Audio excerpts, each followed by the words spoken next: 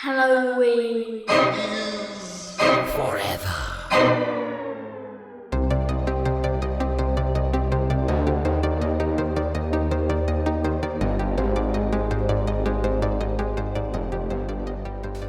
Oh boy, hey Steve, how's it going? It's going pretty good, Brian. How's it going? Steve, my boy. You know, this time of year especially, every time I leave the house, I like to stuff all my clothes up with a couple two-tree candy bars this time of year. You know what I mean? Mm-hmm. You know, just in case, because then that way, every time I leave the house, I got a little Twix up my sleeve. Welcome, boys and ghouls, to a very tasty Minisode of Halloween is Forever. I'm Brian. I'm not impressed with that one. No, I tried. I really tried to milk that one. I chewed the scenery on it, and it really fucked me up, and it backfired. Hold on a sec, Steve. Yeah. Don't look now. Okay. Don't look. Just wait a second. I'm not looking. Casually look over your right shoulder. There's a couple of trick-or-treaters coming up the lane. Boy, howdy, it's a little early for trick-or-treaters, Steve, don't you think? I think so. We're not even in October, technically. We're like on the cusp. On the cusp. I know. Who's that? But who's that? One of them appears to be dressed as an old-fashioned sheet ghost with a couple holes cut in mom's sheets. The other one's a dang old swashbuckling pirate, Steve. Who them boys? Wait a second. Is that Derek and Grimey from the Leftover Pizza podcast? How's it going, boys? First off, not a pirate. This is my Jerry Seinfeld cosplay, okay? It's a puffy shirt. Puffy sleeves threw me off. It's high fashion, all right? I'm not in costume. I'm dressed to the nines. Thank you very much. I thought you were a dang old swashbuckler, and that's my mistake, and now I'm embarrassed. I'm really glad that I'm the ghost, by the way, so I can go around saying no feet, even though I have them. Well, even though it might be a little early for trick-or-treating, guys, would you mind hanging around? We're going to talk about some of our favorite Halloween spooky, ooky trick-or-treat candies. Yeah, I think we can do that. I think we can handle that. All right. I can talk candy all day, man. It's true. Many, many texts a day, never ending. Like 5 in a row. Can you believe this about this candy? Look at that candy. It's like Grimey. Just all that. I'm at my grandmother's funeral. It's not appropriate, okay? Just a bunch of hot candy goss all day long. Did you see the hot candy goss out in the street? You hear what Mars is doing. You hear what that Hershey Corp's up to today. Yeah, we're gonna get down on some candy. Trick-or-treat candy chit-chat here, boils and ghouls. But before we do that, let's do a couple of little round the table here. Is anybody drinking on anything you want to talk about? Steve, you happen to be drinking on something? You've been on a fucking tear, by the way. Yeah, bud. What do you got?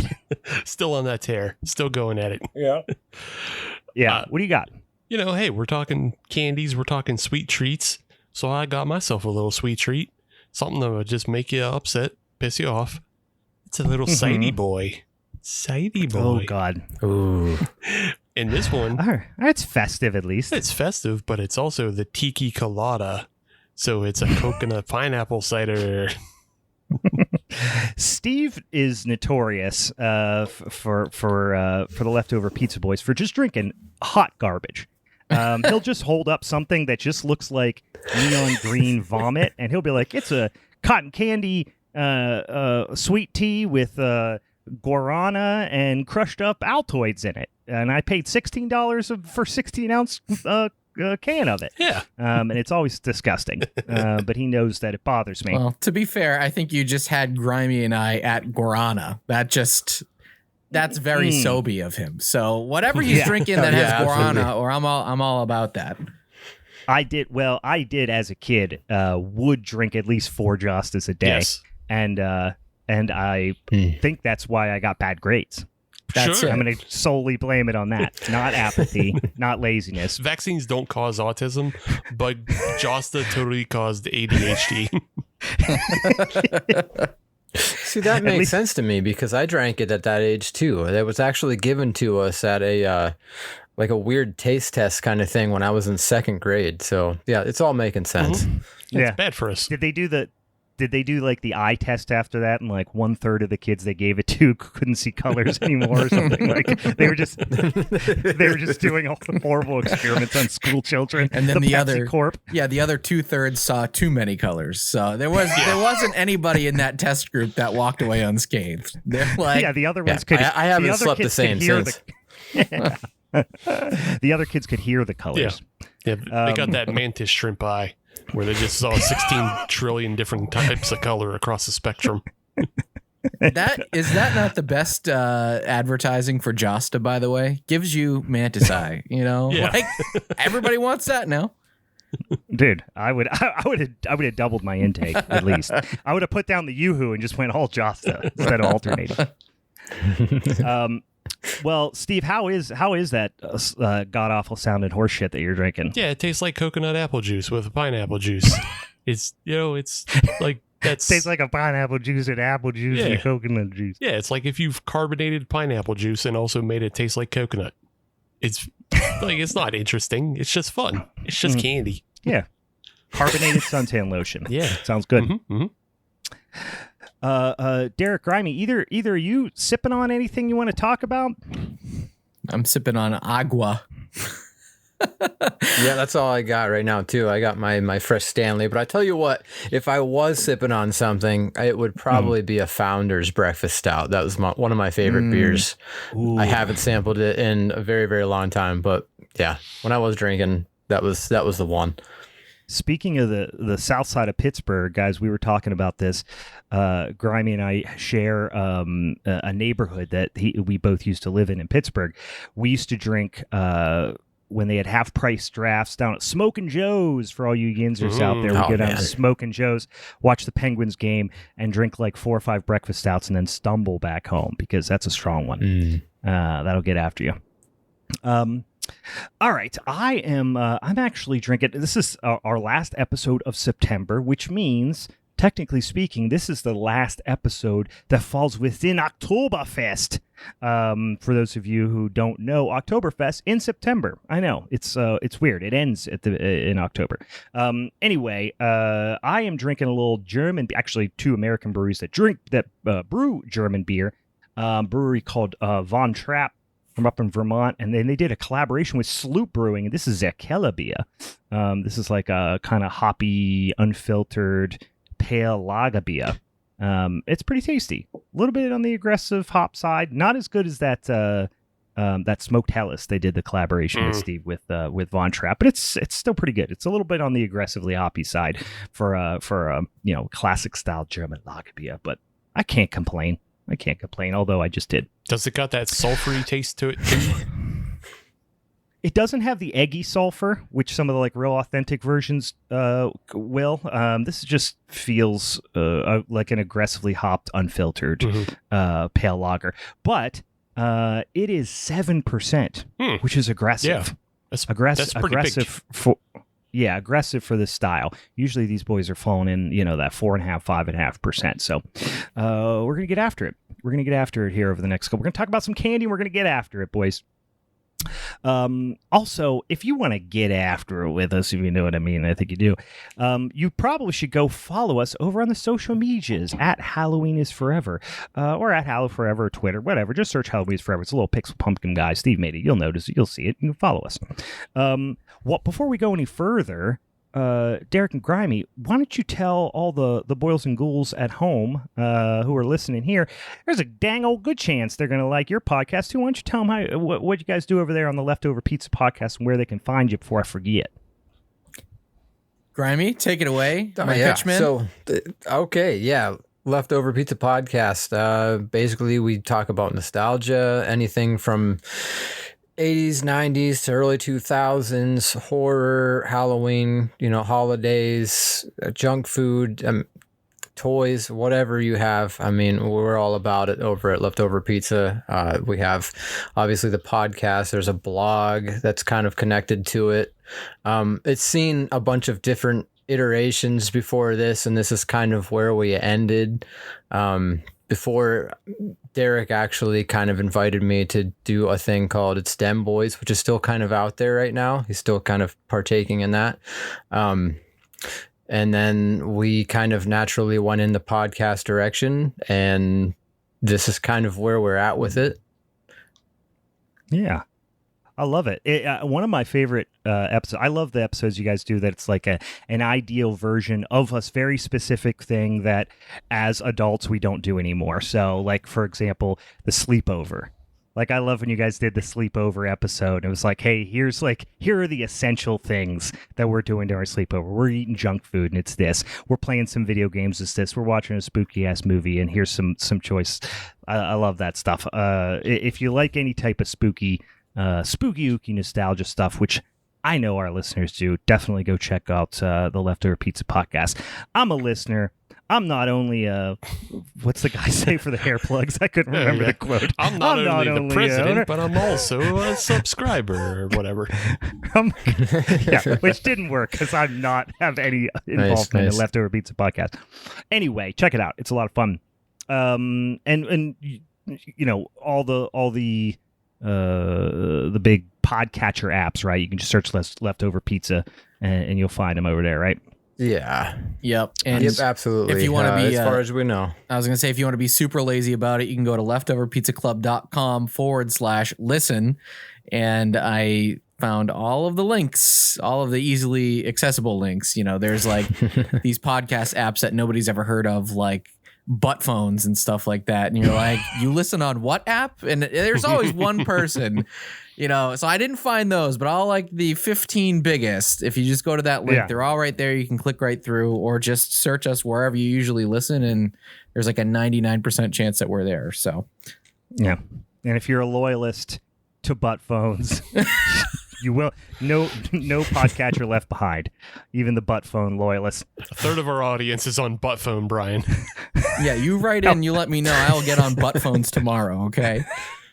We actually have a huge contingent over on butt phones. It's bizarre. I'm not sure why. They're growing. They're a big part of the market. I've never even heard of that before. Yeah, BTT FNE butt phone. Yeah, exactly.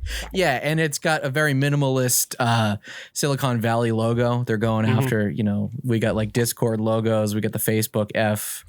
Yeah, it's just kind of like a butt with headphones on it.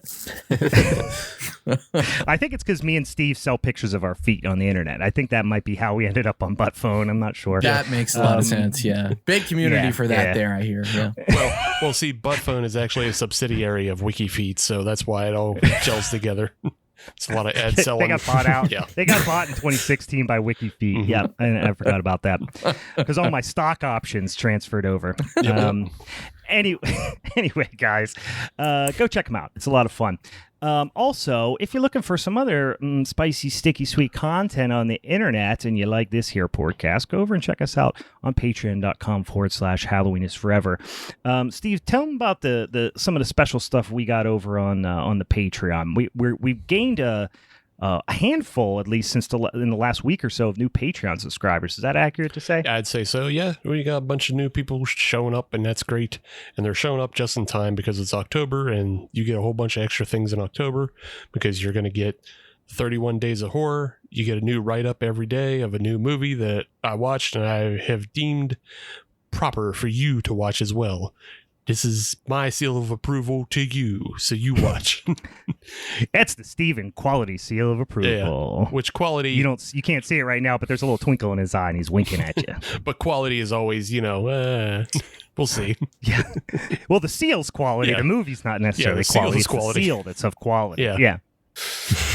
But you also get you get on the Discord, you get to interact with episodes, you get to see them happen live, you get the video feeds, you get to see everybody's cool shelves full of stuff, except for mine because I don't have a cool shelf. I have a very boring office, so I use the standard Discord background.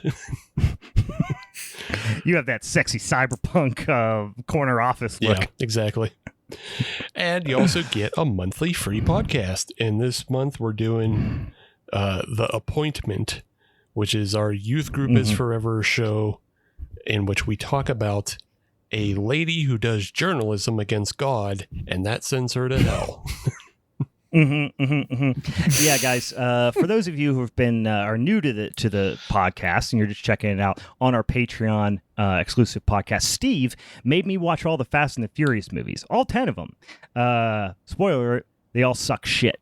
But we had to watch all of them, and we made fun of how bad they suck shit.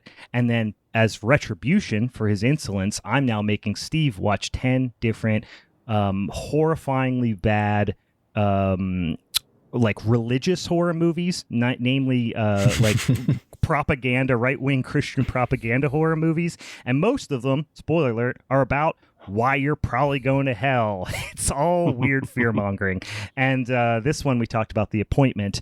And basically, this one is just the thing you go to hell this time. It's pretty straightforward. It's don't chirp at God, basically. Yeah, don't run your mouth. And if you do run your mouth and some killer comes up to you and tells you that you're going to die on September 19th, then you just might die. The one thing, you know what, Brian, and I was thinking about it because I edited the episode, and I just can't believe that neither of us came up with this while we were doing that episode. At the end, we never considered who was driving the truck. Oh, no. And it for sure has to be the first-person view guy. It has to be the guy that was threatening her. Well, the reason I don't think my brain went to that direction is because of the squealing of the tires. Yeah. Suggested it was an accident. Oh, okay, yeah. And I have a feeling there wouldn't be any tire marks if old Mr. First Person was driving that truck. You know what I mean? I'm not a CSI boy or nothing, but he did slam on the brakes. Anyway, guys, go check that out if you're in the mood for some weird religious trauma. If you want to relive it like Steve and I are doing, go join us over patreon.com/Halloween's Forever. All right, guys, let's get to the son of a bitch main event. We're going to start talking about our favorite candies, but we're going to do it in a little fun way. Steve, why don't you just describe to the boys and ghouls at home how we're gonna do this here? What we're calling a candy draft. Yes, we're gonna draft ourselves kind of the best candy bucket we can, and we've laid out 5 different categories, almost like you would with fantasy football, but it's a fantasy candy draft. And we have 5 categories of candy, and we're gonna randomize the order, and we're gonna go through each category, picking our favorite candy. And then at the end, once everybody has their bucket full, we'll put it up on social medias, and everybody can vote to see who has the best bucket of candy at the end of the at the end of it all. And then I don't know, that person gets to say, "Hey, I won Candy Draft 2024." Hooray! Yeah, we'll get a championship belt. Okay, yeah. Hooray! All right, can we do one thing real quick? Can we all go around the horn here and describe what our bucket is or what our receptacle for our candy is? Sure. Anybody want to volunteer to go first? I'll go first. So my bucket receptacle is actually the top of Big Frank's head. There's not awesome. A lot of room in there, but it's gonna it'll work. I have my Big Frank. He's on the shelf up there, and I'm sad to say I am missing one of his tools, one of his 3 tools. Oh, I'm missing 2. It really blows. Hey, you guys want to show your Big Franks to each other? Hey, if you show me your Big Frank, I'll show you my Big Frank. My Big Frank's standing up there beside Frankenstein and the creature up on my shelf up there. I can't reach him. He's up there though. That's a good one. Steve, what's your candy receptacle? My candy receptacle is one of those cookie jars that is, a skull, but then you open it up and it makes a scream and a laugh. Except for that part, the battery's all burned out, so that doesn't work anymore. So I just gotta open. Okay. Like even in your fantasy, it doesn't like fully work. No, it's not. It's broken. I like it. All right, Derek, what's yours? No, I want you to go first. I'm gonna go last. Okay. I love going last. Okay. Mine is a hollowed out human head. Okay. I just cut the top off of a human head and pulled the brains out, and then I'm putting it inside. You can't just be like, "Oh, I'm Terrifier 2. Look at me, you're 2." No, it's not Terrifier 2. It's what's that Argentinian movie we just watched? Oh, is what I was thinking of. Where Evil Lurks. Yeah. Wow. That's more of a Pringles can. That's always been Pringles can in my mind because she was elbow deep in there. Yeah, that's true. That was more of a Pringles can. Well, I don't think I'm going to top Human Head, but I'm always very last minute and very forgetful. Thank you, ADD. So I'm grabbing myself something from McDonald's or Burger King, and I am using the nearly disregarded greasy bag that my meal came in. So not even a McBoo pail, a literal greasy hamburger bag. No, it's going to be the greasy bag. That's my style. People are going to be like, you're putting candy in that? Yeah. And they're like, and how far are you from home? They'll be like 5 miles. They're like, I don't think that thing's going to hold out. Would you like a grocery bag? And I'm going to refuse it. So no. That's how I roll. I got myself into this mess, and I'm going to get myself out. That's right. And later, when you're reaching down and the only thing that's left is like gum and Tootsie Rolls, you're going to find a little crunchy, stale French fry in there, and it's going to be all worth it. I hope so. Yeah, I didn't empty the bag. There's actually trash at the bottom of the bag. And the candy's on top of it. Open ketchup packets. Yeah. That's the only way to keep your siblings out of it. You know, it's your candy wrappers are just covered in sweet and sour sauce and ketchup. Yeah, it's really a safety measure built in, security measure. Dried up lettuce. I love it.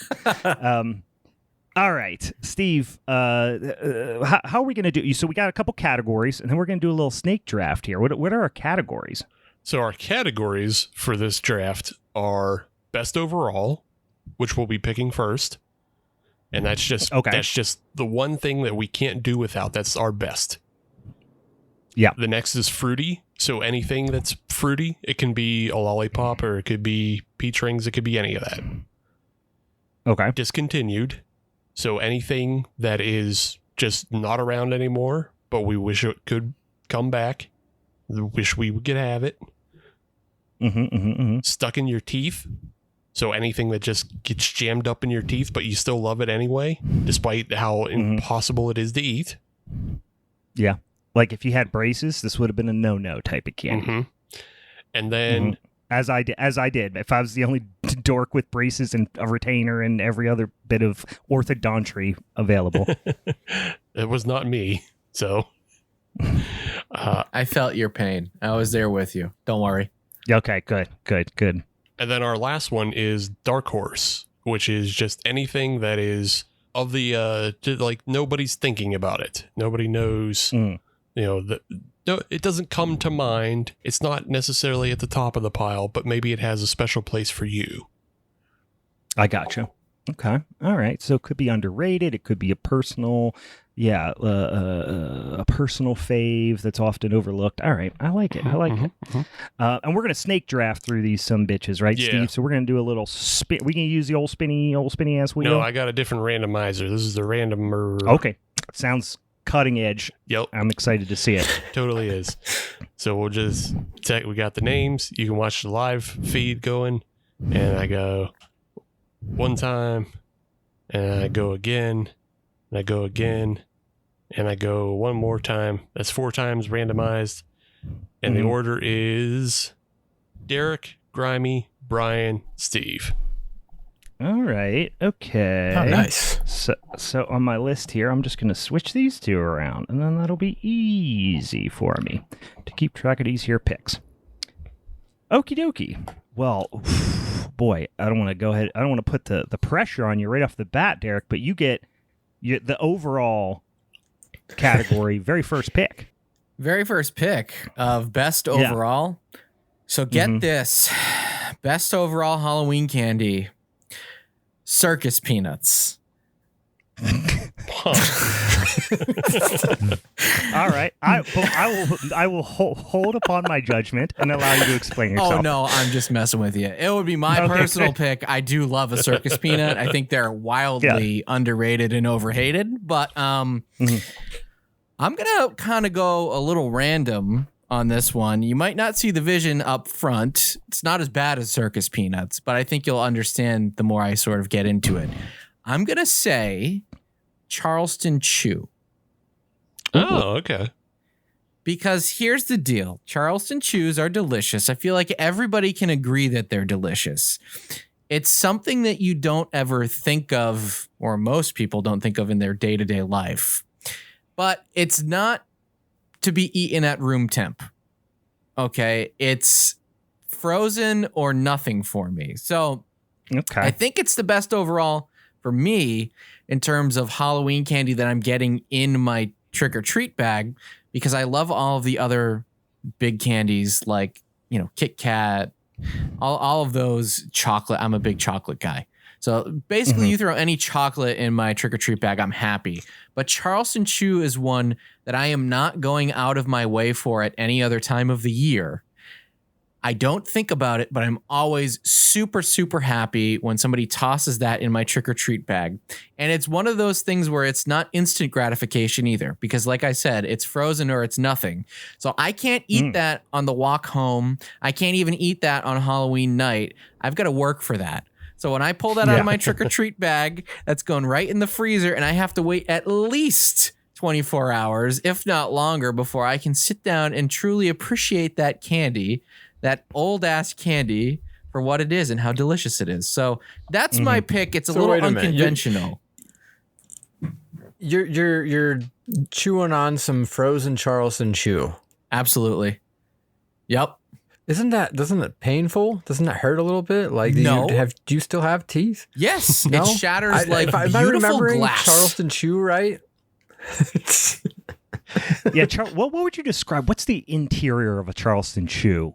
I feel like I want to say nougat, but it's not nougat. I had to look it up. It's a type of nougat. It is nougat. It's marshmallow flavored nougat, which is even weirder for me because I'm really not the world's biggest marshmallow fan, but there's something about that candy that just works, and it just ascends once it's frozen and the texture changes. Interesting. So it's a shatter. It shatters apart, is what you're saying. Oh yeah, when shatters you chew beautifully. It, so it becomes crunchy. Yep. Grimey's shaking his head at me. He is fuming. He's like, this idiot. He gets to go first, pick the best overall candy, and he goes with an 80-year-old. No. You go ahead and pick whatever candy you need, man. I will say, and I'm going to say this with near 100% confidence, you did not take anybody else's pick. Nope. I know. I do not believe that was on anybody else's list. I tried pretty consistently to pick left field picks, but all picks that I'm not trying to be contrarian, as many people are probably going to be thinking right now. It's stuff that I genuinely enjoy. So sure, it's not a bad candy, but that's definitely, I feel like that's everybody else's dark horse if somebody would have picked it. It probably is, but my reasoning is if I want a Kit Kat, I'm going to get a Kit Kat at any other point in the year. You know? Like, I love Kit Kat. Right.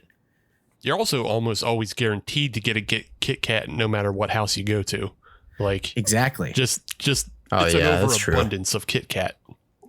Exactly. Yeah. Right. It's almost like being gifted something unexpected.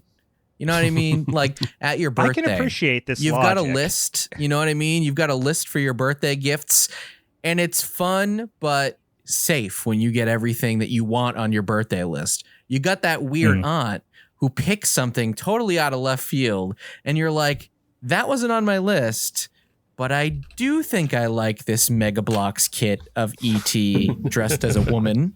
I think that is a pretty good pick, even though it wasn't on my list and I wasn't expecting it. Yeah. It wasn't something you would buy for yourself. Exactly. Yeah, it's a surprise. I like that. I like that logic. And I'll be honest with you, I've applied that logic a little bit to some of my picks, just maybe not to this. I'm going to venture to say extreme level. Oh, it's an extreme. I won't debate that. It is an extreme for sure. Borderline irresponsible level, I'll call it. Hey. All right. Hey. Now, I like this pick, though. I like this pick because I like a Charleston Chew, and I've never had it frozen, so I'm intrigued to give that a try. Yeah, I'm inspired as well. I can't remember the last time I've had one. Yeah, I'm about to turn a lot of people listening into 75-year-old ladies. They're about to go, my life changed tonight. All right. Let's see who's going number 2. We got Grimey. What are you thinking for your overall pick?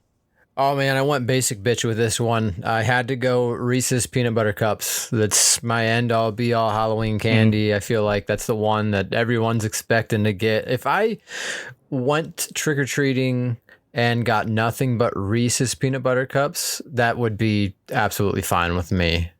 Yeah. Yeah, I don't disagree with this. if I would have went first overall, I would have had a real hard time not picking Reese's. Because it is the end all be all. And the weird thing about it is some of the other candies that I associate with Halloween, one of which actually might be my pick, is because I don't eat it the rest of the year. Kind of like, Derek, what you're talking about.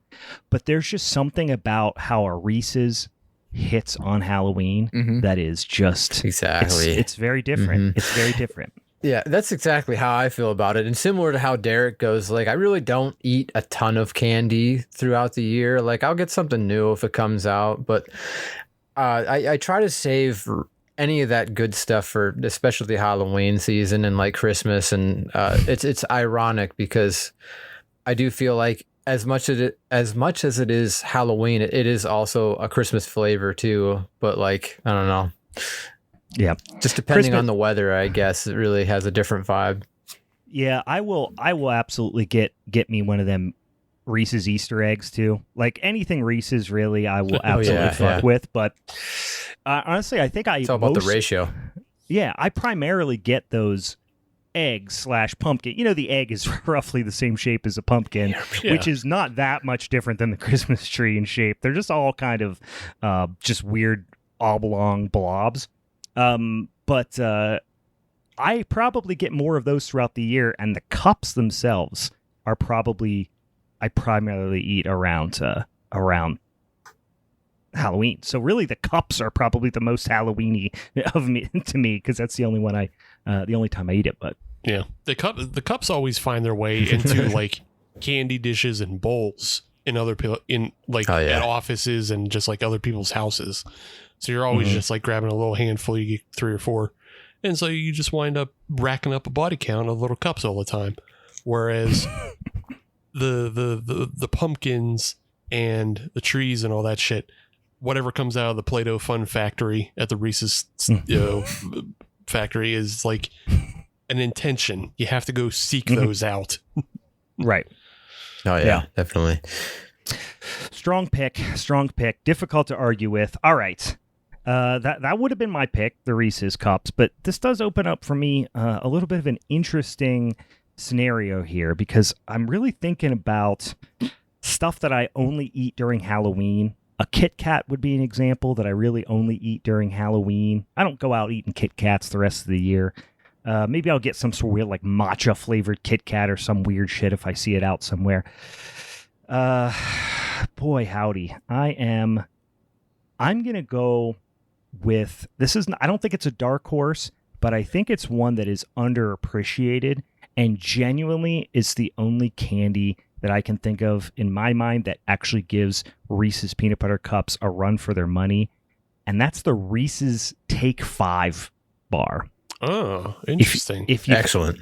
If you've had a Reese's Take 5, boy, howdy. It is essentially some of the same things you like about a Reese's, except for there's some bitchin' little pretzels and peanuts in there. So you get some chunks of peanuts, kind of the best thing about a Snickers bar.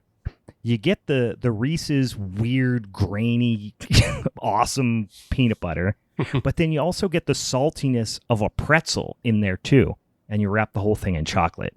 It is underrated. It should be, if we lived in a fair and just universe, it would be the #1 selling candy bar on the face of the planet. But it's not because people are scared, bunch of puritanical cowards.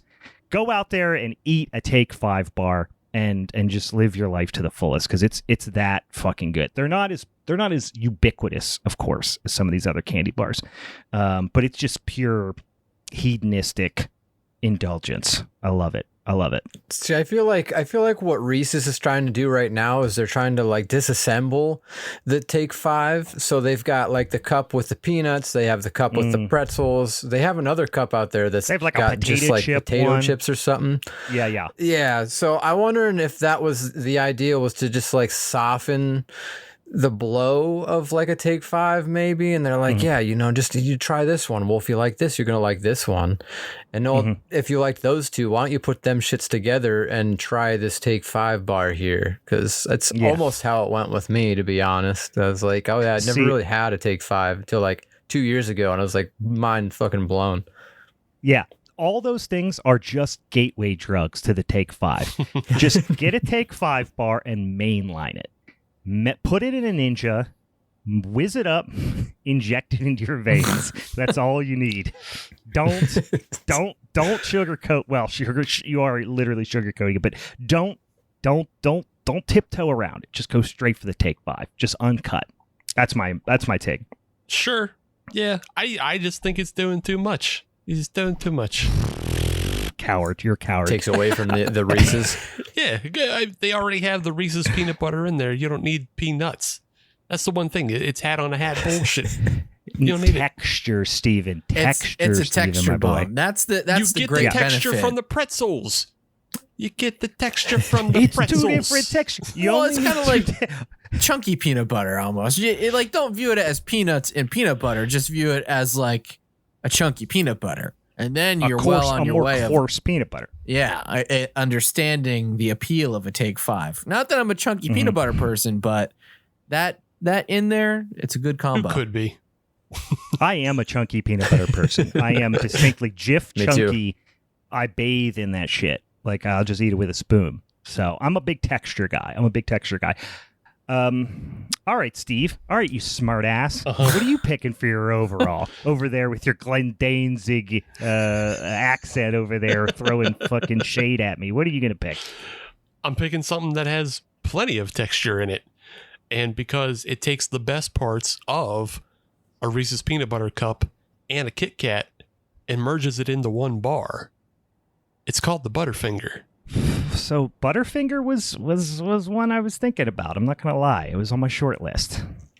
Brother, it's crispity, crunchy, and peanut buttery. How can you go wrong with it? That's all texture, all peanut butter, all chocolate. You got to be a fucking fool to not get down on that.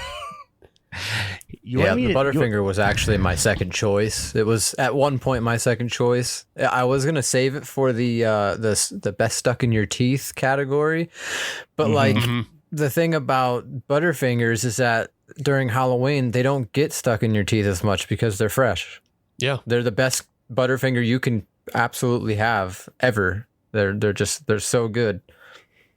Yeah, I can appreciate it because we've talked about this on the podcast before. People don't understand the difference that fresh candy, like a fresh candy bar, makes all the difference.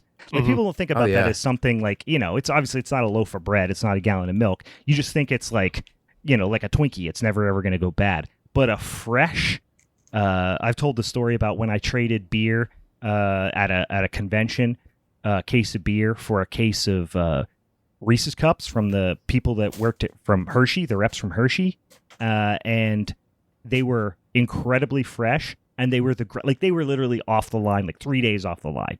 Well, and they were life altering. Beautiful. Do you know that they actually sell Hershey's has like a special section on their site, and if you follow along, they will let you know like a couple times a year.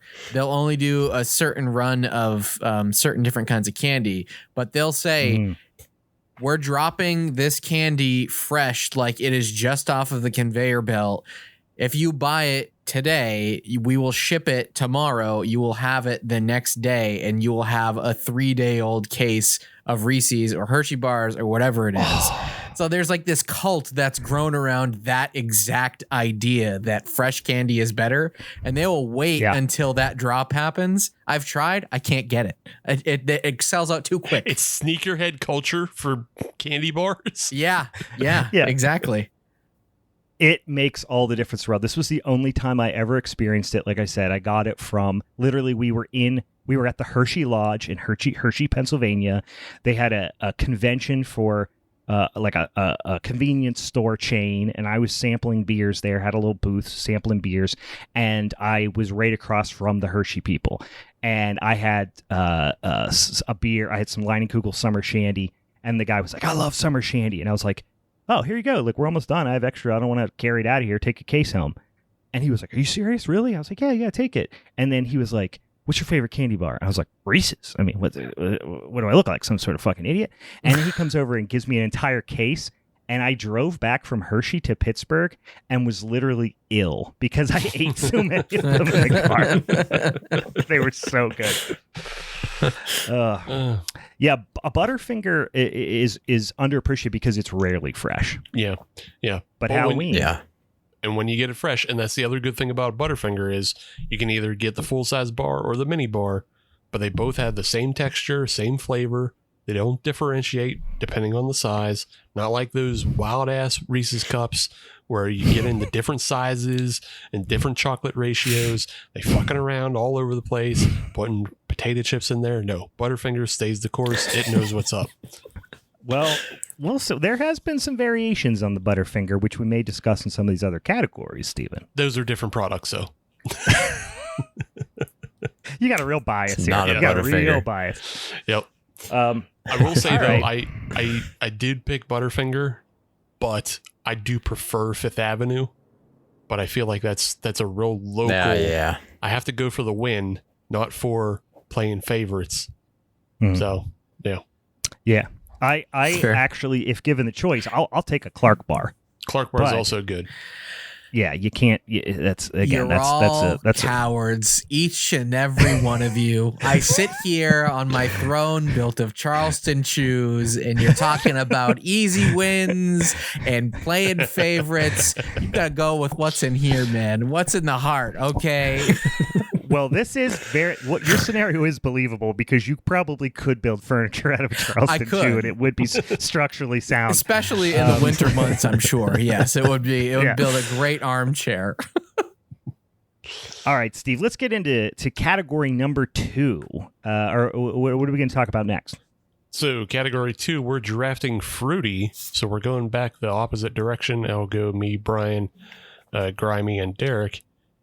So this one, because I knew I got the big hitter in Butterfinger, I'm actually going to go somewhere a little more obscure from a fruity pick.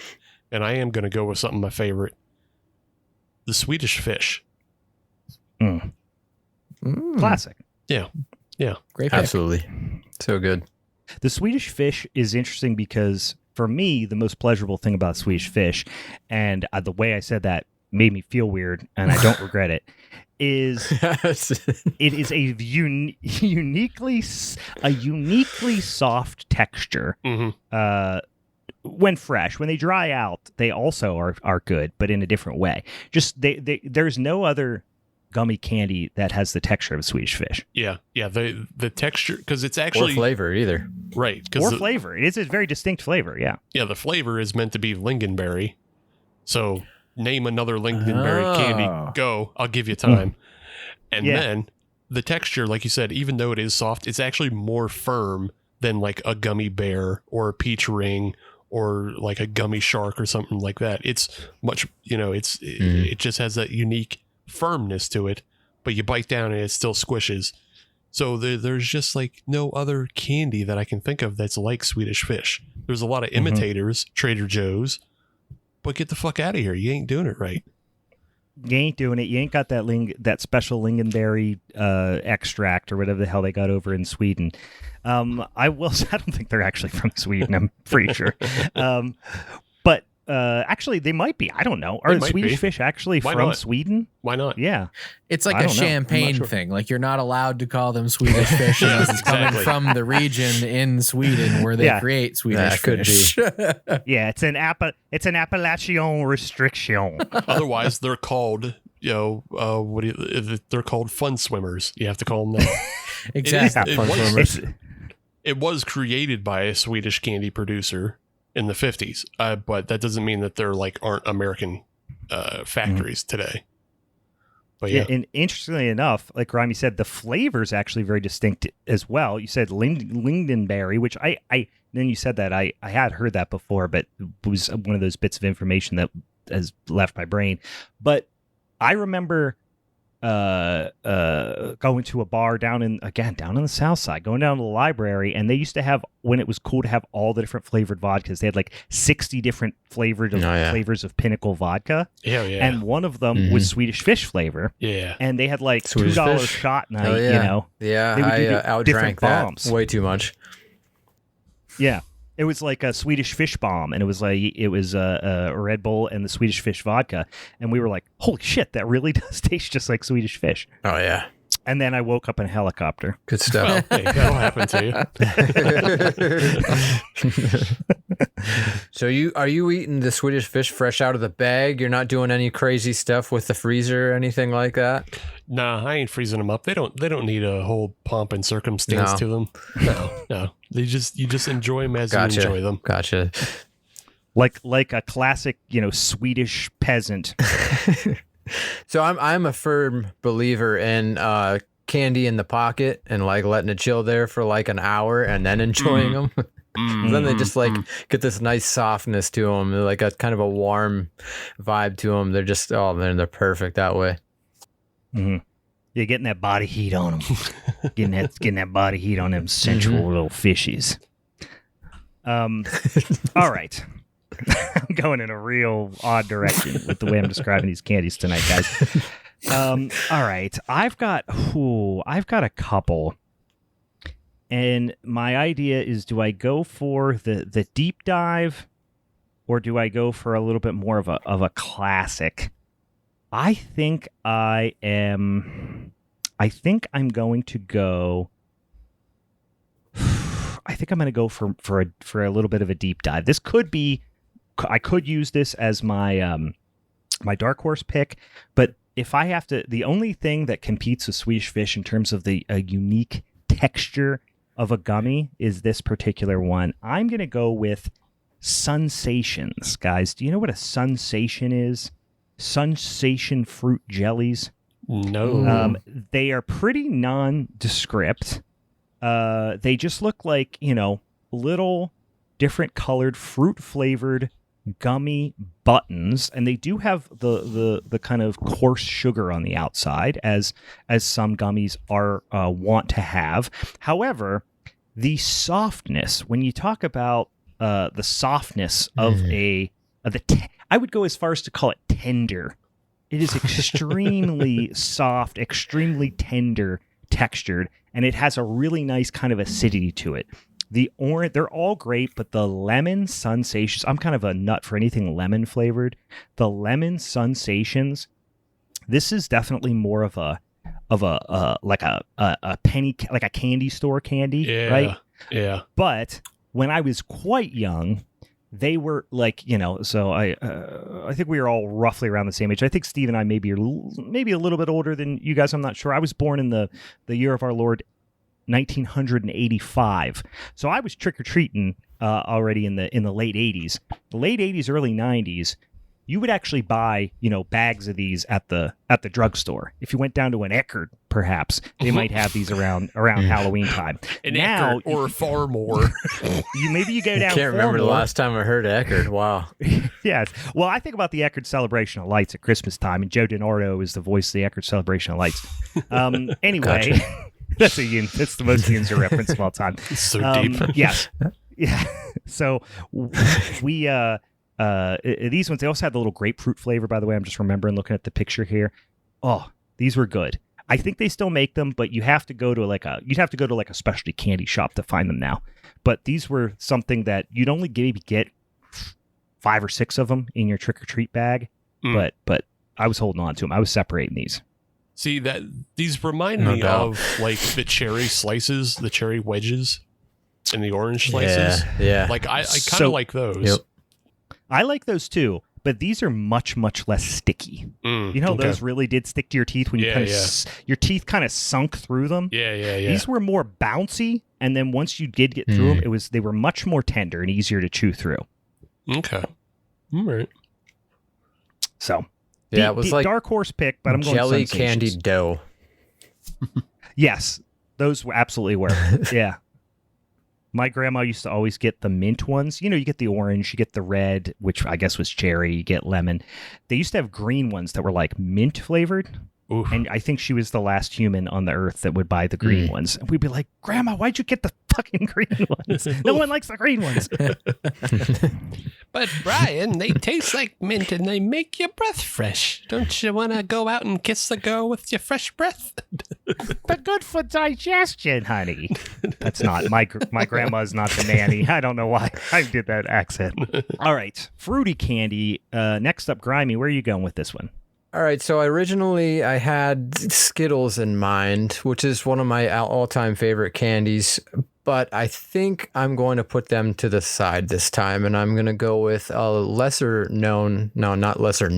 loved, I feel like, candy, Twizzlers. Yeah. Twizzlers are great. I love a Twizzler. I love it. Twizzler is a movie theater candy for me, for sure. Yeah, totally. Yeah, I usually reserve Twizzlers for the movie theater as well. It's not something that I'm constantly eating, but Halloween time comes around and I'm always trying to get, like, now that I hand out, obviously, like that's one of the things that has to go in the handout. I can't get anything else in its place. It has to be there. Yeah, Twizzler is always a good mix-up in the bags when you're getting all the chocolate, right? You're getting the Twix and the Snickers and the Reese's. It's nice to be able to throw in a little, something fruity in there. And more often than not, it's Starburst, Skittles, or Twizzlers. Yep. Yeah. Right. But, if you're now to that point that you're handing out candy, you want to impart onto the kids, like, hey, this is what I used to eat. Now you eat this and you find the magic in it. And also it's a straw. I have to say, I think my favorite part at Halloween time, specifically with Twizzlers, because we were a Twizzler household as well. I think we were all thinking, like, is anybody here a Red Vines household? No, right? We're all Twizzlers. No, of course not. Yeah. I'm no godless heathen. Listen, Red Vines are fine. Like, I learned to enjoy them when I got older, but I don't understand how anybody. There could even be a debate between Red Vines and Twizzlers. Like, they're two very different candies to me. I feel like Twizzlers is much better, but I don't even understand how they're a 1-to-1 comparison.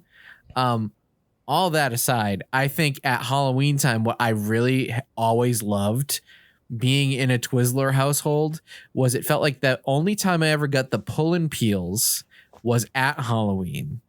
Oh yeah. And I loved, like, the little activity factor that came with Twizzler pull and peel in the little tiny bite-sized pieces that you'd get in your trick-or-treat bag. So any Twizzler is a good Twizzler. Those are my favorites, though. See, the thing I like to do with the pull and peel is the same thing that I like to do with string cheese, which is be a degenerate and just stick the entire thing in your mouth and just chew it up like a psycho. Oh, yeah. And just be like, watch the world burn. Every once in a while, I would pull everything apart, but I not all the time. I mean, I will sometimes. I certainly will sometimes. But there's something just sinful and delicious about just the cross section of just your front teeth just going through all of those layers. It's just like, fuck you. I'm not going to eat this as you designed it. I'm a rebel. That's right. Yeah. I would say, like, I like the cherry ones quite a bit, but I do like the flavor of the pull and peel ones a little bit more. I think it's more of like a strawberry thing. So, yeah, but the regular old Twizzlers is fine. And again, I feel like they're just a little bit fresher than the ones that are sitting on shelves all year long as well. So there's not too much of that stuff's getting stuck in your teeth around this time of year, which is appreciative. Can I tell you guys one absolutely crazy, you want to talk about degenerate behavior? This directly ties into Twizzlers. So Twizzler household, my dad is the huge Twizzler fan in my life. He will intentionally buy a pack of Twizzlers, open it, and let it sit out for a few weeks so they get stale. Yeah, that's degen behavior. Barbarian. Yeah. It's the most insane thing I've ever seen in my life. It's disgusting. And he's always been that way, and he always will be this way. So I'm with all of you guys. Fresh is better. That's the one person I've met who actually prefers them to be rock hard and impossible to get through and chew through. So, oh man, they exist. That's disgusting. So now at least I'm understanding a little bit more why your dad had no Carvel cake for the 1 year for his birthday. That totally makes sense now. Yeah, it was an act of rebellion and retaliation for his degenerate Twizzler behavior. Well deserved. He essentially made Twizzler jerky. Yeah. Yeah, because at that point, after they've been sitting out, they just get that sheen across the top of them, and like your teeth just kind of slip they slip off of them. They don't actually bite through.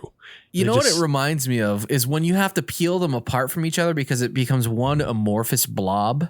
Yeah. It actually, it kind of becomes a giant pull and peel if you think about it. But I don't want any bite from that giant pull and peel.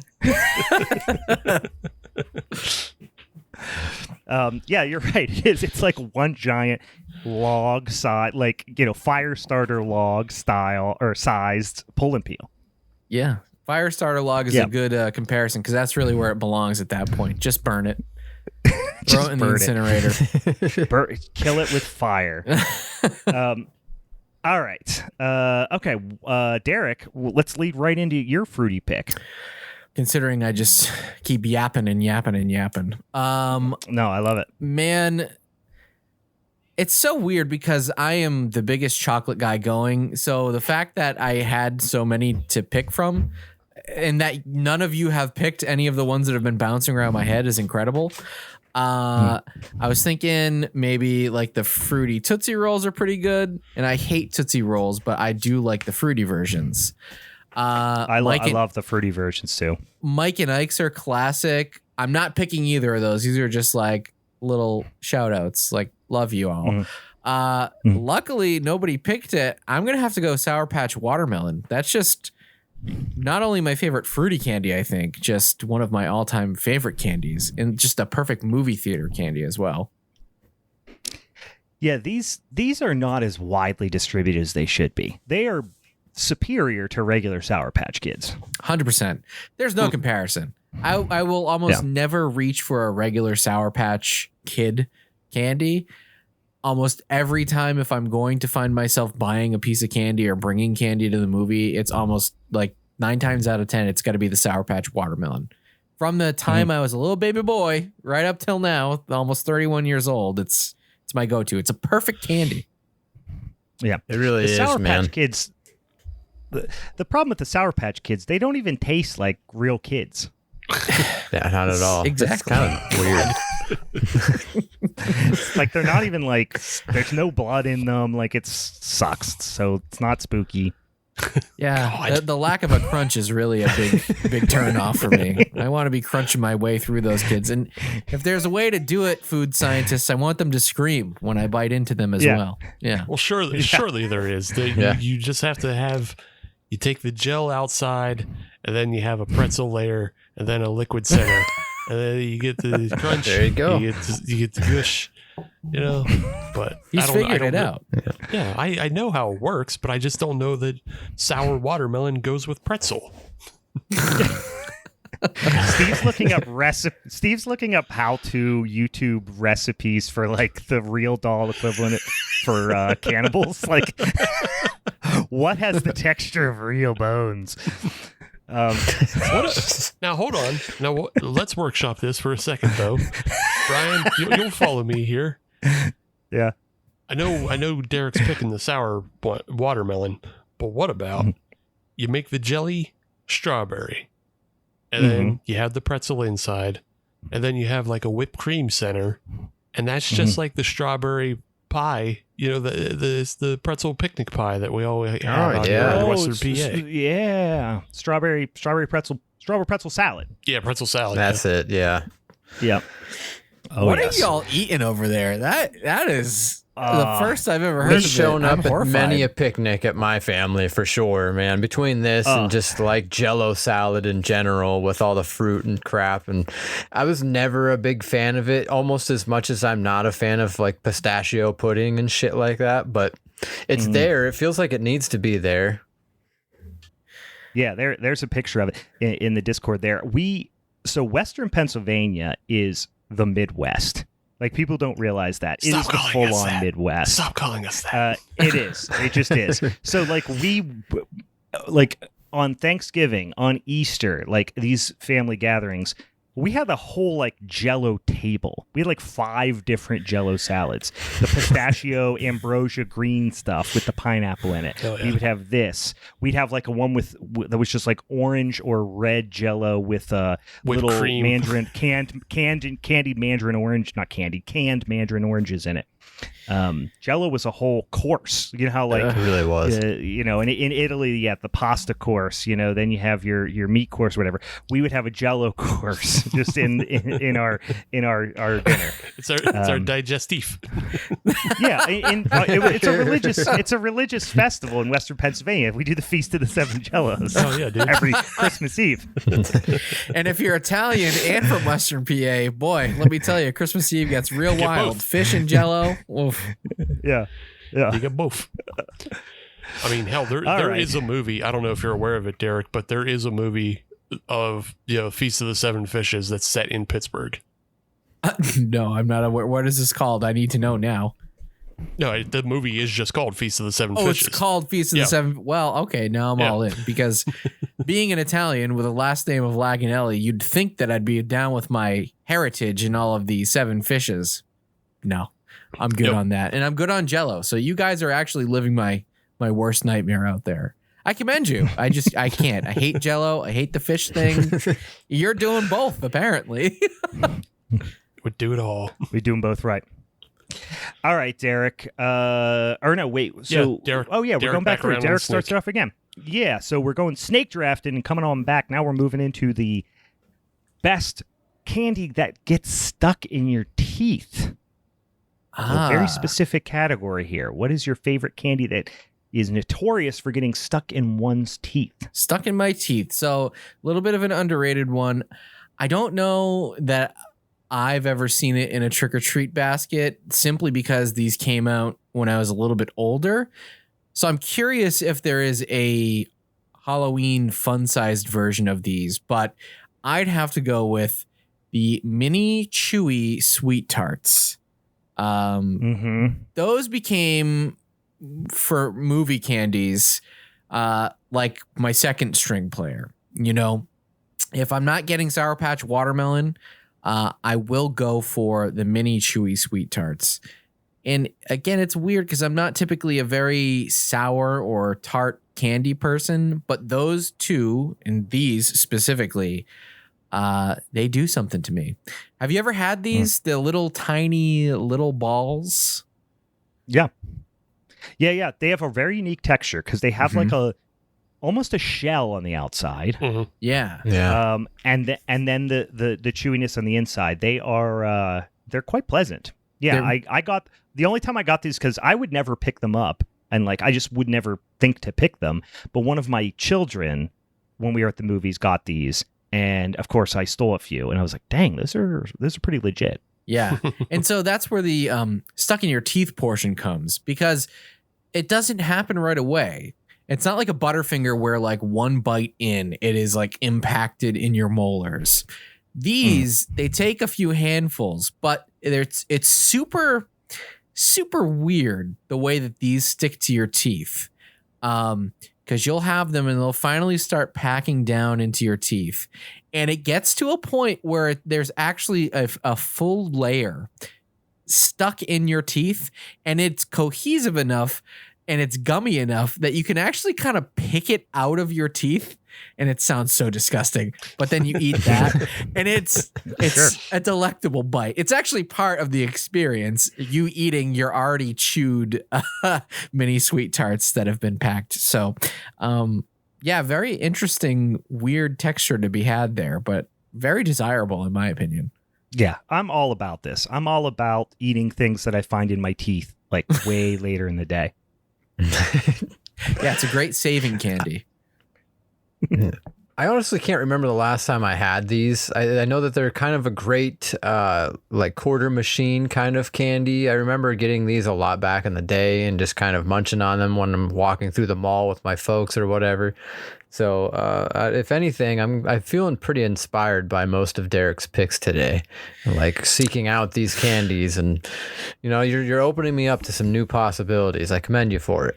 Thank you. Thank you. I really appreciate that. He's got a degree of like self-flagellation involved with his picks that I appreciate. We can't use big words because Derek doesn't know what it means. So I'm going to take it as offense and just assume that you said something really horrible to me. I don't know what that means, and so I have to take it as an affront. Hey, you don't call me a flagellation. You a flagellation. You're all flagellations. Let me tell you that. I like that. So we're going sweet. Remind me here. Sweet tarts. What's the full name here? I believe it's Mini Chewy Sweet Tarts. Mini Chewy Sweet Tarts. Yes. All right. I like it. I like it. All right, Grimey. What is your favorite to get stuck in your teeth candy?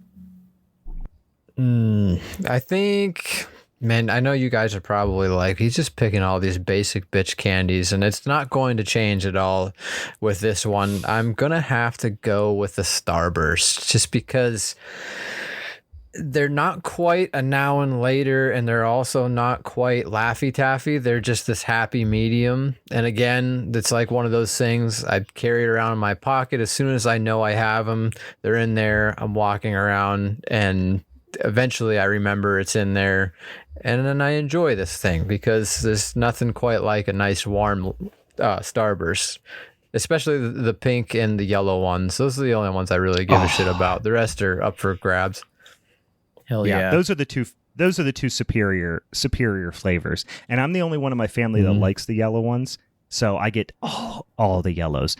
Starburst is one of the few, not just candies, but foodstuffs in general, where when you say it, I will literally like have a Pavlovian response and start salivating. I actually physically, my mouth starts salivating when you say sweet tarts. Mouth needs to get ready. I am a dog. Yeah, I'm a literal dog. I'm just like, I'm slobbering thinking about Starburst. Starburst is a good pick because, like, back to Grimey's theory of pocket candy, you can get them relatively soft and nice and chewy, unlike the Devil Now and Later, which literally you can make that crack. They're horrible. You can make a crack sound in your teeth, like the way they stick both, the top and bottom teeth together, and then you pull them apart real quick, and they crack like the speed of sound. You feel like you injured yourself occasionally eating a Now and Later. You're like, oh no, you have a quick moment of panic where you're like, oh my God, did I just earn myself a trip to the dentist? Absolutely. Yeah. It's the lockjaw candy. Yeah, which is really unfortunate because Now and Later has a lot of really good flavors too. Like they have a grape, and they have I think there's like a blue raspberry one too, stuff that Starburst hasn't really ever ventured into, which is disappointing, but I can't venture into one long enough to finish it. It's just not for me. It's got to be Starburst. Agreed. Yeah, Dan testify in the chat, in the Discord chat here, that it did do damage to his bridge work Now and Later. My mom, I remember distinctly as a kid, she loves jujubes, which are also like dangerously sticky. And she actually had pulled a filling out with the jujube. Oh, wow. Like it pulled out like some sort of, I don't know if it was a filling or some sort of dental work, like came loose as a result of jujubes. All right, Starburst, great pick. Hard to argue with. All right, this is coming to my pick. My stuck in your teeth pick. It is not quite Now and Later's, and it's not quite jujubes, but it is a sticky sumbitch, and I'm a fan of them even more in recent years than I was as a kid. I've always liked them, all the various fruit flavors, but in recent years they've done some really creative ones, and they did the ghost ones a few years ago, which are awesome. They've done candy corn in the past, and I'm talking about a couple 2-tree dots, guys. I like a dot. Hell yeah. I love the ghost ones, especially that just came out recently. Well, actually, they didn't come out recently. They brought them back the last 2 or 3 years, but they were a candy that came out years and years ago, I guess, like back in the early to mid 80s, I want to say. I can't remember exactly the year, but yeah, it's one of them things that's really simple, and they put little ghosts on the front of it, and I love the color, by the way, like that kind of glow in the dark kind of shade that they gave them for the ghosts. It's very simple, but very, very effective. Yeah, it's like I don't know, how do you even describe that color? Yeah, Steve just put them in. It's like a white, but it's almost has this like brilliant blue type of tint to it. I would call it like a translucent green. Whatever it is, Okay. it's unnatural, and that's how you know you're getting the good stuff, because that color does not occur in nature, like ever at all.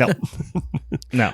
Maybe at the bottom of the ocean, it's bioluminescence in the Mariana Trench somewhere, perhaps, but that's about it. God didn't approve that color, so we have taken our hubris and made ghost dots. Our sweet Infernal Majesty himself, Satan, is responsible for a beautiful color like that. All right, I'm going dots, and specifically, I'm going to call out ghost dots, because boy howdy, they are also an excellent flavor as well. It's a mystery flavor, by the way, because it has all the flavors. I should say, but you don't know which one you're getting is worth clarifying. Yeah, which is fun. Yeah, it's the other way to be an affront to God, is to make everything the same color, but they all taste different. Yeah, I like that. All right, Steve. Speaking of affronts to God, what is your stuck in your teeth pick? I think a lot of people would consider this candy an affront to God sometimes. I kind of don't give a shit, though. Derek already mentioned it, and that he mentioned the fruit flavored Tootsies, like the non-standard Tootsies. I'm going with those, but specifically the vanilla ones. You have my heart on those. They're so delicious. They're so good. Yeah, I don't know what it is about them, and I also just they were fun to play with too. That whatever reason, their consistency and their texture had something about them that you could just roll them up into balls, and like I would just roll 3 or 4 into like a giant boulder and just pop it into my mouth and like just suck on that for a while, or get it stuck in my teeth, see if I could mush down 3 in a row. Like I don't know, it was that was a play food. You were basically doing those like Instagram, TikTok, smashing things with a hydraulic press videos, but in your mouth. Yes. That's why it's so satisfying. That's why I started watching that channel. It brought satisfying me back. Videos. Yeah. It's like, today we're going to smash the vanilla Midgie in your mouth with your teeth. The problem, speaking of offensive stereotypical impressions, I was going to give the thing I always think about when I think about the vanilla Tootsie Roll is unfortunately that Human Centipede episode of South Park ruined it for me. Because he's like, Kyle, I'm so hungry. Do you want the vanilla paste or the scuttlefish? and he's like, vanilla paste, or he can't hear. Yeah. And when I think vanilla paste, I'm like, what is vanilla paste? And then I think of the vanilla Tootsie Roll. Yeah, that's what it is. I think about someone shitting it into my mouth, and that's unappetizing. Well, that it's makes sexy, it worse. it's hot, but it's not appetizing. All right, now that I've ruined that for anybody who might have liked one, our next category is discontinued. Right, discontinued snacks. So these are of course candies that are regrettably no longer with us, no longer in production at the current time, I guess would be the best way to put it. Yeah. So there's been a huge resurgence of like people just bringing back old candies. And like one of them, I was thinking about the ooze tube, which is just squeezing out liquid sugar into your mouth. I remember having good memories of that, but you can actually still find it in places. Whether or not it's just the stuff left over from the 90s, I don't know. But that's not what I'm picking. My pick is going to something you definitely can't find anymore. It's definitely very special. It is the line of soda gums that had a liquid center. So there were 7-Ups, A&W, and Dr. Pepper gum that all had liquid centers that all tasted like those sodas. And I was a huge fan of the A&W root beer ones, but like I liked them all. But yeah, a nice gum that has like a liquid center, that's a fun time.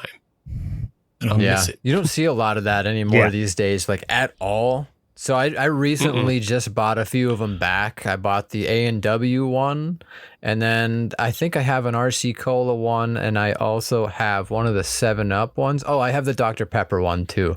Yeah, with gum still in there and everything. I'm waiting for it to just like spoil and eat itself from the inside out, which gum typically does from that time period, unfortunately. I actually just ripped open a whole bunch of packages of gum like a week ago. It was absolutely devastating, but yeah, man, I remember eating this gum so much back in the day when I was a kid, and it's surprising to me that that's not something that's still around now, since there's like a lot of sensory stuff out there and just like weird candies in general. I mean, people were drinking boba tea and stuff, and this just seems like one that would fit with today. Yeah, exactly. Again, you got the different textures within a candy, but there was more than just these. There was like, I think Razzles for a minute had like a liquid center, and I think let's see, they're like Hubba Bubba made its own non-soda flavor ones, so they had cherry ones out there as well. But yeah, all the liquid centered gums went away. They did. Just wacky gums in general. I mean, like, oh man, yeah. I feel like there's so much gum that used to be available. It's not here anymore. I mean, you look at Bubblicious lineup, and there's at least 30 different, very creative flavors, and they're just gone from existence. Yeah. Like, I feel like Steve will get this in PA here. Well, you guys are in PA too, but like Bubblicious used to be like the new trail of gums. Like, they would just have like a different single release where they tweaked one little thing every week. You'd go to the store and be like, oh my God, did you see what Bubblicious dropped? It's freaking tangerine extreme fucking rollerblade delight or some just an asinine wild ass flavor. And they all just tasted vaguely tropical, but they were delicious. So. Yeah. They had names like Twisted Tornado and Lightning Lemonade. Like, yeah. Oh, lemonade. Oh, that's such a good. I love the just lemon gum. Where the hell's my lemon gum, guys? Come on. All right. I'm going to go really close to what Steve talked about with weird ass gum. I'm going to go with one that I think there is a lot of people out there who really like the idea of this, and it's almost like the McDonald's pizza in that I don't really think a lot of people actually try this, but I was the perfect age. Again, Steve and I are, a few years older than you guys. So I was alive in the, mid 80s and of gum chewing age, certainly in the late 80s, early 90s. So Dan, that was on my list. Dan just threw out the Cadbury Scream Eggs. That was on my list. That's a fantastic one. The idea of pretending you're eating like an alien egg with like the alien embryo in it is pretty delicious to me. Anyway, I'm going with a weird gum, and I'm doing the real Ghostbusters Slimer bubble gum. This was so fucking weird. It was in a toothpaste tube. Yeah. A full-on, full-size, not like the giant Costco style, but like a, 5-inch toothpaste tube? And you squirted it from the toothpaste tube into your mouth. And it was very loose for bubble gum, obviously, because you're squirting it into your mouth. But then the more you chewed it, like the more it firmed up. It felt like some sort of fucking wild science experiment. And I have not had this in, 35 years, 30-some years. It is a literal toothpaste tube. And I haven't had this, I didn't look at when it came out. I would imagine this was out in circa 1990. But I haven't had this in, like I said, probably 30-some years. And I still have an absolute perfect sensory memory of what it felt like to squirt this weird tube into your mouth and then chew it. Yeah. Like, I will never forget it. I can picture it like it was yesterday and it was 30 years ago. It was such a weird experience, and I was fucking psyched on it. There's been nothing like it before or since. So that's why that memory gets preserved that way. Because we've never had tube gum again. I assume it's because they got in trouble because they also had toothpaste that also looked very similar in the same kind of packaging. And then some asshole in the government, some jerk off with a tie said, you can't be branding things. More than likely. Can't be branding things like that. You'd be really surprised how many different tube gums there was. Like any cartoon character that was kind of marketable enough for something like this was, any cartoon that was worth their weight would have a tube like this. So like the Simpsons, Bart Simpson had his, the Turtles eventually got theirs. There's one that's available right now still, and it is a bazooka gum in a tube. You can get it at Dollar Tree right now. They have that, and they also have a weird Sweet Tarts tube as well. I've never tried either of them, but I do have a sealed Ghostbusters Slimer one here behind me, which is like, you can see it's trying to get out of the tube. It's like kind of green at the bottom where it's like, sealed up. So it's like the stuff. Like, is it eating you, starting to, like, or are you eating it? It's pulsing. It's funny because there's something very weird about and listen, you guys are learning a lot about me today. There's weird, deep-seated issues that I have with all of these things, but whenever you mentioned that it was at Dollar Tree right now, you could go find not this gum, but a gum in a tube like this. I was like, oh, I should go get something. Like, that would be awesome, just to relive that experience. And then I immediately felt shame and was like, I might get arrested. Like, I might get in trouble. Like something. Like, I feel like I would be doing something I'm not supposed to do. Like, if I went and did that. There's just something unnatural and weird about it to sit there like in your car as a 39-year-old man with like a hat pulled down and sunglasses and a trench coat, just squeezing a toothpaste tube in your mouth. And like, maybe don't do it in your car with the trench coat. Maybe take it home. Lock the doors, turn the lights off. Put the trench coat on in your home. Strip completely naked. Now the image is your wife barging into the bathroom and you're just squeezing that into your mouth. You're like, don't come in here. Don't look at me. I'm busy. I said I wasn't hungry. I've got the vacuum cleaner in there. Anyway, I was thinking Lieutenant Doofy. Anyway, guys, that's my pick. My deep-seated issues around the Ghostbusters Slimer gum. So, all right, that takes us to Grimey. What's your discontinued candy? All right, I'm going pretty simple with this one, and it is technically a candy that you can still get. And that is I don't know if you guys seen them before. I'm sure you guys have, but the Monster Candy, they were these little boxes. They had like they either came in like a pink box or a green one, yellow, red, or orange. And it would just say Monster Candy on the front. And it would have one of the Universal monsters in this kind of halftone dropout art style on the front of the cover. And inside was just basically, they were candy cigarettes, which you can obviously still get today. Mm-hmm. This is ringing a bell for me, but I'm Googling it right now. Oh, yes. Wow. Yeah, there's a simple nostalgia. Candy, but like kind of iconic, when it comes to 80s, 90s kids. Like, you don't really see something like this anymore. And it was kind of out of left field. I don't really understand how it happened or why it happened, but I'm glad that it did, just because like you just had your moment right now. Like, you're looking at it and you're like, holy shit, like this is something that's probably been deep rooted in the back of your mind. And it was one of those very memorable experiences for some reason. Yeah. I remember these so distinctly. And I remember, I grew up when we could still, we still had candy cigarettes, right? Like you could find those around. And then whenever they finally were like, this is a terrible idea, and got rid of candy cigarettes, I feel like there was a quick like mad dash to figure out, because they still had the machine, right? So we still got these damn candy cigarettes we got to sell, but we can't call them candy cigarettes. And they're just weird white sticks of like dried toothpaste or whatever. So let's just figure out what else they look like besides cigarettes. So I feel like, if I'm not mistaken, this is just me trying to go off of a vague memory, and you probably know more about this than I do. I swear they used to call them like Monster Bones or something like that.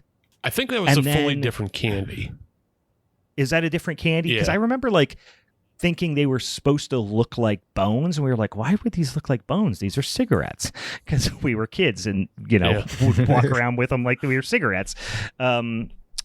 But yeah, you might be right. I might be getting mixed up with something, but I was just trying to draw a connection of like, did it go from Monster Bones to Universal Monsters? You know what I mean? When things right? Yeah, not those. I do know those with the actual bone candy with the little interconnecting bones, which it was also on my list because those are called Mr. Bones. I would get those Mr. Bones, and then there's also Dem Bones, which is a different thing too, but similar. Yeah, the Farley Company. Yeah. So if you guys want a little bit of backstory, I've been in the wings here trying to figure this out. So when I looked up a picture too, because I don't ever remember seeing these, I noticed in the first picture that I pulled up, there's a copyright date on the bottom of the packs of these candy cigarettes of 1963. So it led me to this website, and I'm just kind of reading through. It's a thread, and this thread goes all the way back to 2007, but this particular update is from November of 2015 by a user of Hugo Hernandez on universalmonsterarmy.com, and he's saying that yes, these came out in the mid 60s. So 63 or 64 is what he says, which makes sense with the copyright date on the bottom of the end flap. He's mentioning that they came in probably about like 80-ish boxes per bag, but a clear bag with graphics of the Glenn Strange Frankenstein with a house and a tree in the background.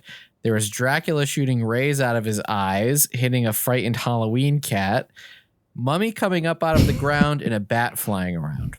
So I think if that's really true, if these are dated back to 1963, that makes a lot more sense than if we're remembering these as 80s or 90s, because 1963, they were trying to get those kids hooked on the old cigarettes right from grade school.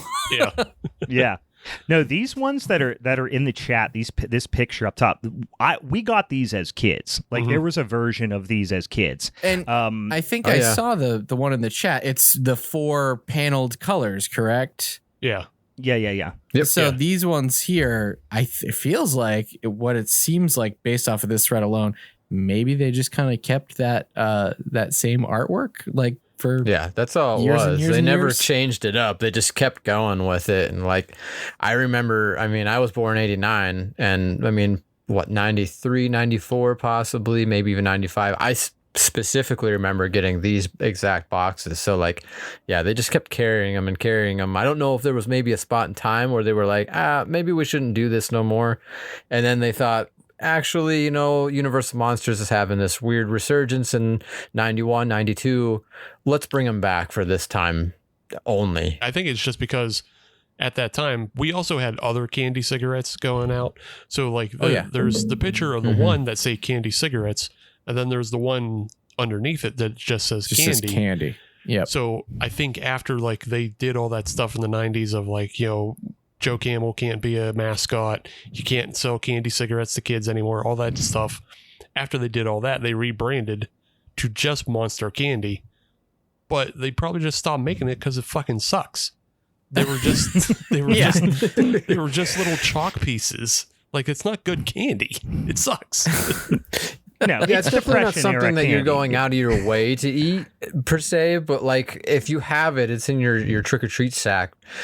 For some reason, I would just like yeah, I need to try this. It's just not like any of the other candies I'm ever typically eating when I'm a kid. Like this is the one time I get to have it, and I savored them little fuckers for some reason, and I don't really know why. Listen, you know what I say: smoke them if you got them. No matter what, I'm eating did. it. If it's in my trick or treat bag, I'm eating it. I don't give a shit what it is. It could be known to have a razor blade in it. I'm still consuming it. I like the pick. I completely forgot about those. All right, Derek, your discontinued treat. You'll all be happy to know that this is very normal. This is not going to be a jaw dropper of a pick for me. Mm-hmm. I'm going with something simple and classic for me. I know you guys are a little older, so this was around the time that I was in elementary school. There were these Reese's offshoots called Reese's Peanut Butter Bites. They were little balls, kind of look like Butterfinger BBs, but instead of it being a Butterfinger interior, it was just a nice, soft Reese's peanut butter ball. They were really interesting because I can still remember the texture. They squished. Like, you know how on Reese's peanut butter, any of their products, they're just putting a whole bunch of powdered sugar in there to sort of thicken it up and get it to that classic Reese's fluffy peanut butter texture that still holds its shape. Sure. Yep. It's not like a creamy peanut butter. It's like a drier peanut butter. Yeah. I don't know what they did to these peanut butter bites balls, but I think that they were doing something different to the peanut butter. Because while it did still squish, it was just a texture that, like, I don't know how to describe it. They would sort of, if you bit down slowly, they would split on one end and then kind of cohesively break in half before smashing down. You were jokingly talking about the hydraulic presses.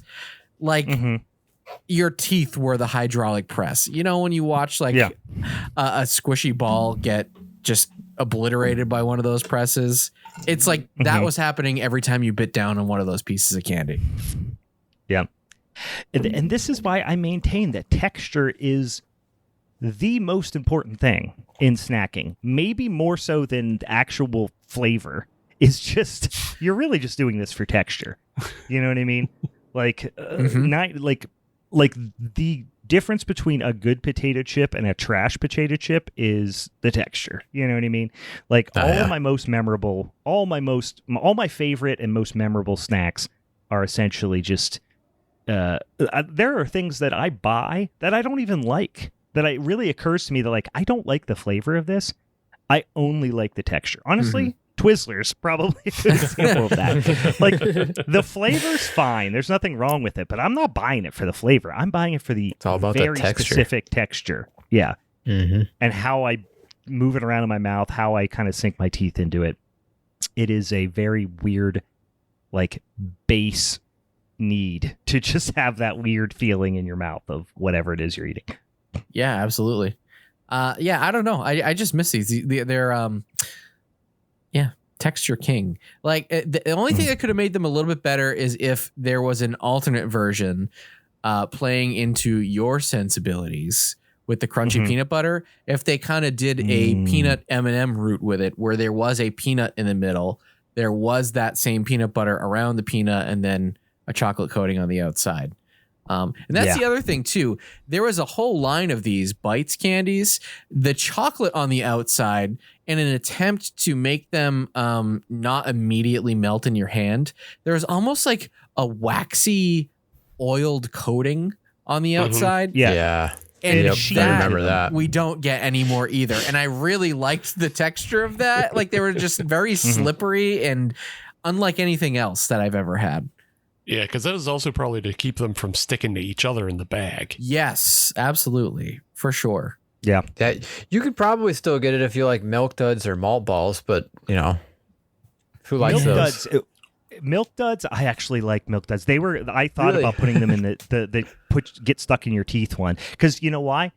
I don't actually really like Milk Duds that much. Or not Milk Duds. Malt Balls. Malt Balls. It's just that I really only ever eat them around Halloween. So I just have a connection to Halloween. That's the only reason. That's the only reason I like them. It's I your used to dislike Chew. them, but I like them a little bit more nowadays. Yeah. Okay, that was our discontinued category. We got one more category, and this is where we really dig deep here. This is your dark horse. This is the one that not a lot of people are talking about. Not a lot of people, maybe not a crowd pleaser, or maybe just something that's forgotten and underrepresented, underappreciated. But we're calling this broadly our dark horse category. So we are back to order number 1 in our snake draft. So that means, Derek, you're going to kick off the final category with your dark horse pick. And I'm almost worried. I'm concerned about what this is going to be. You should be, because I thought I had this locked down, and then about 10 minutes ago when we were going down the candy cigarette rabbit hole, it got me thinking. About my childhood, and there was one set of grandparents that I spent a disproportionate amount of time with compared to my other set of grandparents. And this set of grandparents were all about the junk food. She had a candy dish. It was the most rockin' candy dish that you'll ever see anywhere. And on top of that, there was certain things that my grandfather would buy. I think we have some wholesale clubs out here. We don't have a Costco, but we have, Sam's Club, and we got one called BJ's, which we just got our first BJ's out here. It's a great store. I love it. I didn't get it. Ah, dang it. So where are he you used guys to buy currently these... located? Not where there's BJ's, apparently. Perfect. So my pick, this is long-winded. All this to say, he used to frequent, and in bulk, he used to buy these things. And I just had to look it up, so I'm sending it now so y'all can see. They are called Yum Yum marshmallow cones. Oh, fuck. I remember those. Yeah. Oh, I do. man. I remember these from a little like specialty candy shop that I used to go to as a kid. Yeah. Yeah. So these were a frequent in their house, and it was kind of like our ritual. If I was at his house and he would get out of work, the first thing that he would do when he walked through the door, kind of like when you give a dog a treat when you get home, you're like, good boy, here's a bone. He'd be like, hey, Derek, good to see you. And I'd be like, hi. And he was like, you want a marshmallow cone? And I was like, absolutely. I can't believe that I'm picking these because I really, again, I cannot overstate how much I'm not a marshmallow person. They're great on s'mores, but just like a raw, untoasted marshmallow is not my jam. These are something different entirely. It's that combo with the ice cream cone, that crappy, papery, standard ice cream cone. And the marshmallows were always, I think they were always flavored, like maybe like a little bit of a fruity flavor, if I'm remembering correctly. Can anybody else confirm that maybe? Some were fruity, some weren't. Something. Now you're describing the ice cream cone as being the crappy generic ice cream cone. No. These things are a delicacy. The ice cream cone is sometimes better than the ice cream itself. That's true. That's my favorite kind of ice cream cone, by the way. I don't really understand the love for a waffle cone or sugar cone. Like, this is always my de facto ice cream cone that I choose, but everybody else in my life has always told me it's the shitty ice cream cone, so I've just defaulted to describing it as such. Now, I love these types of cones, too. My kids are the same way. Same. They're like, Dad, why are you getting one of those when they have waffle cones? I'm like, because you're a Philistine and you don't appreciate texture. And then then I reveal to them that they're adopted. they grew up entitled. Sorry, and they didn't know.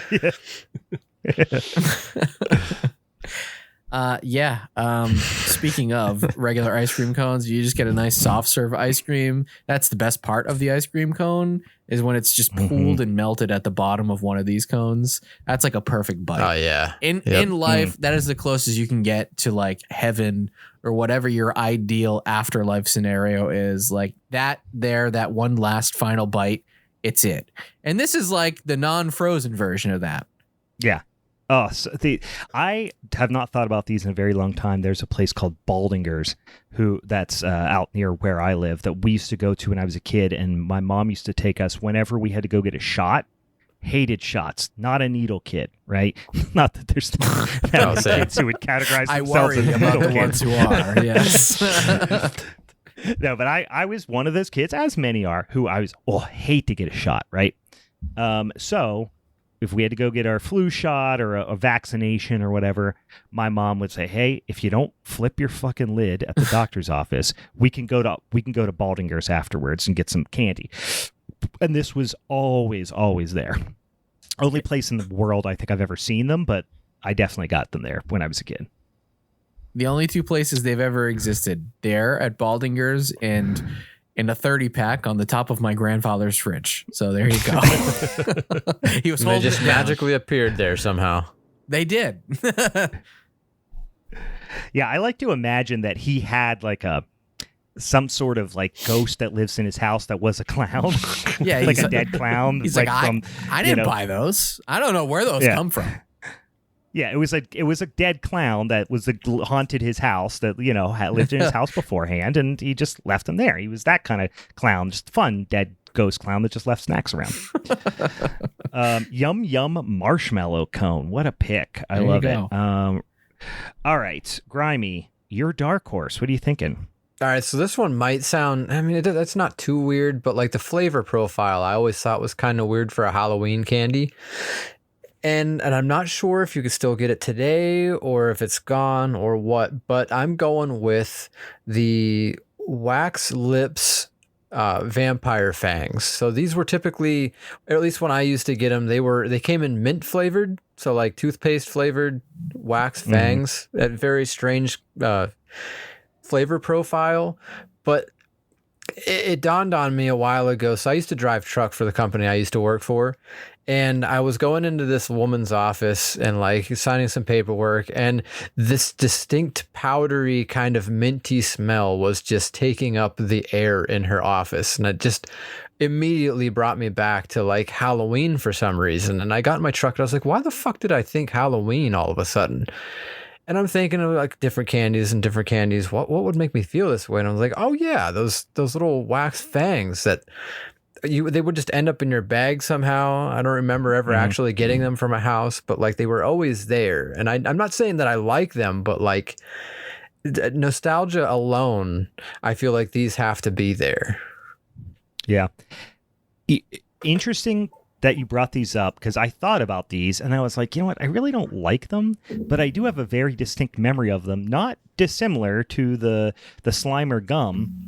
If you recall the whole gag with the wax lips, I actually have never seen anybody eat them. Like I wouldn't even know how you would eat them. Yeah. Would you just take a bite confused out of by it? Like, yeah. It might as well be like costume jewelry. You know what I mean? Like it's not exactly. I literally never saw someone eat one. But whenever you bought it, don't eat them. Are you not supposed to eat them? You put them in the freezer. I have no idea. And then no, I'm just kidding. Yes, exactly. Now you're getting it's like a crackle. Yeah. Well, I just remember in order to put it in your mouth to make it look like you had said vampire fangs or just the standard non-spooky wax lips, there was a little tab on the side. Yeah. That was like the shape of a door wedge. That you would like prop open at school to keep the door open. A little piece of wood that somebody like made a bunch of back in the 60s, and then they would just like, the teachers were always fighting for them. It was essentially the shape of that, but rounded at the end. And that's what you put in your mouth to hold it in your mouth. But it was still kind of like slippery and waxy. So for something that was disgusting. intentionally meant to be like put in your mouth for a little gag, it was actually kind of hard to hold on to with your actual lips. Yeah. You're just like salivating the entire time and shit's just dripping out of your mouth. You're like, this ain't worth it. It tastes like toothpaste. It's waxy. Yeah. Like this doesn't even feel like something you're supposed to be eating. It's like chemicals in like a wax form. And you're just told it's like eating soap. You ever eat soap before? It's absolutely horrible. Yeah. Well, the red color, too, was so vibrant. Oh, my God. Like, beautiful color. I can only imagine that the amount of, like, red dye number 5 or whatever that goes into making one pair of wax lips is enough to, like, kill so many lab rats. It's just birth defects for 3 generations and horses if they eat some. Yeah. They got whatever the people like. There is a small town in Appalachia that is just cursed forever because that all the ancestors worked in the wax lip factory, and all the kids were born with like just 3 heads and 9 eyes, and just like for generations and generations to come. That doesn't sound so bad. Yeah, there is a redneck murder town in West Virginia that is completely the wax lips industry is responsible for. Yeah, just a destroyed town of like people with like children with red blotchy skin. Yeah, and their lips actually look like the actual wax lips, but they're real flesh. Yeah. Yeah, I don't know. There's kind of a fun thing to have. They definitely weren't anything you really wanted to eat, especially if you weren't a big fan of mint. And when I was a kid, I really wasn't. But it was fun for at least a few minutes, and that smell always stuck with me. Like even when I didn't realize it really did. Maybe they changed the flavor of them, because all the ones I was looking at are say they're cherry flavor now. So I'm wondering. Yeah, I don't think they do the mint anymore. I'm not sure if they might still do them, but yeah, like you, I'm finding like there's cherry. I actually see one that says fruity flavors here. So whatever that, maybe fruit punch or something. Definitely ain't seeing very many mint ones here. I still feel like they're not convincing people that this is actually food, though, because I never ate them as a kid. I put them in my mouth for a second, and I go, and then I throw them away. I didn't know that was food. Yeah. You're not supposed to eat wax. You hear wax and you go, oh, like a candle. Well, candles aren't food, so this ain't food. Yeah, but if you drink the melted candle, it'll help you to eat really spicy peppers. Yes. Then you can make a real ass out of Flanders.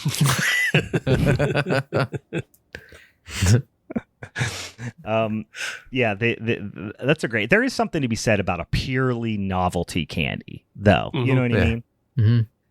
Mm-hmm. All right, I am going to go with. These are kind of 3 candies that I think of all together because they came in the same like variety bag of candy that people would hand out when I was a kid. But there is one that I'm going to call out specifically. So the 3 candies are lemon heads, which everybody probably knows lemon heads to a certain extent, right? Boston baked beans is my call out. I love a Boston baked bean, which I'll explain what it is in a second. And then the third small rectangular box of candies that would oftentimes be sold right alongside or even in the same box or bag with lemon heads and Boston baked beans was called Cherry Clan. Which are racism. Weird, this extremely racist candy called Cherry Clan, and it was like I'm looking up the package right now. I haven't seen the box in a long time. I was thinking Cherry Gang, and then I was like looking in there. I finally found Cherry Clan. They are, imagine 3 little cherries with really a racist caricature of like Asian people, and then like the little imagine the hat that Raiden wears. I don't know what the hell it's called. A couple of them are wearing that. Mm-hmm. Yeah. There it is, Stephen. It is a pretty racist box of candy by all standards, I feel like. It's not like overtly mean, but it's like you see it and the alarm goes off, right? Yeah. So that would oftentimes be sold right alongside lemon heads, which were also delicious. But the one I really liked was Boston baked beans. Boston baked beans were different because Cherry Clan and lemon heads are essentially the same candy. There was also a grape version at one point, I think, but there was a cherry and a lemon version.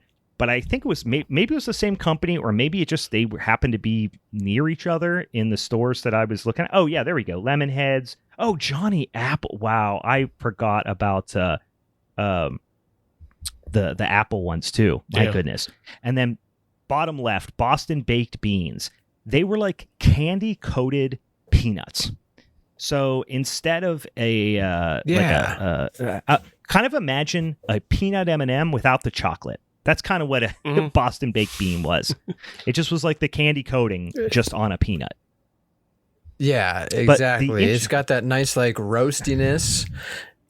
And then like the texture on the outside. Yeah, it was very I don't think I could replicate, call anything out that replicates that texture. It was like a weird grainy, crackly thing where you would press down on it with your teeth and the whole thing would just loosen off of the peanut. Yeah. And then the peanut on the inside, you get that little toasted peanut flavor. But the peanut, because it has been covered in candy, it's not crunchy necessarily. It's a slightly softer, not like boiled peanut soft, but it's just got this interesting texture to it. And I loved Boston baked beans. And those are one where I'll see one of those touristy little candy shops, in like a resort town or something if I'm on vacation. And I'll go in and buy a box of Boston baked beans still. Sure. Yeah. I remember the public pool by me had like all of this shit, like all the Alexander the grape and the lemon head. There's I knew there was a grape one. Yeah. So like it's funny that they had ideas, because it is all the same company, but they had ideas for all the fruit, and they're like, lemon head, and then Alexander the grape and Johnny apple treats, and then they're like, what are cherries? I don't know, racist. Let's be racist about the cherries. We got this far without being racist. We weren't really thinking much about it back in the day, I suppose. No.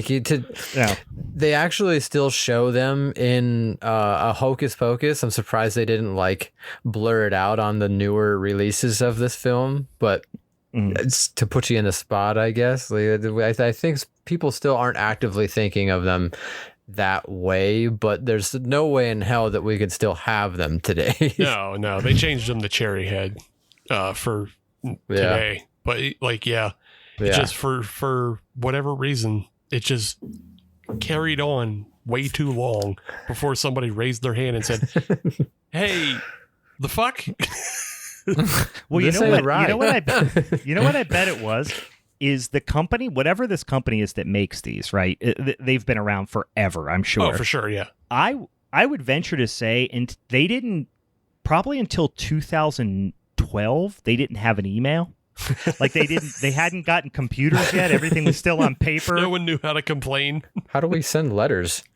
Yeah, everybody was doing mail order and calling them up on the phone, and they were writing out a slip, with pencil on a legal pad. So I imagine until they got a computer in 2018, that then they were like, real people were upset. Wow, the computer's telling us people were upset. We should change this, I guess.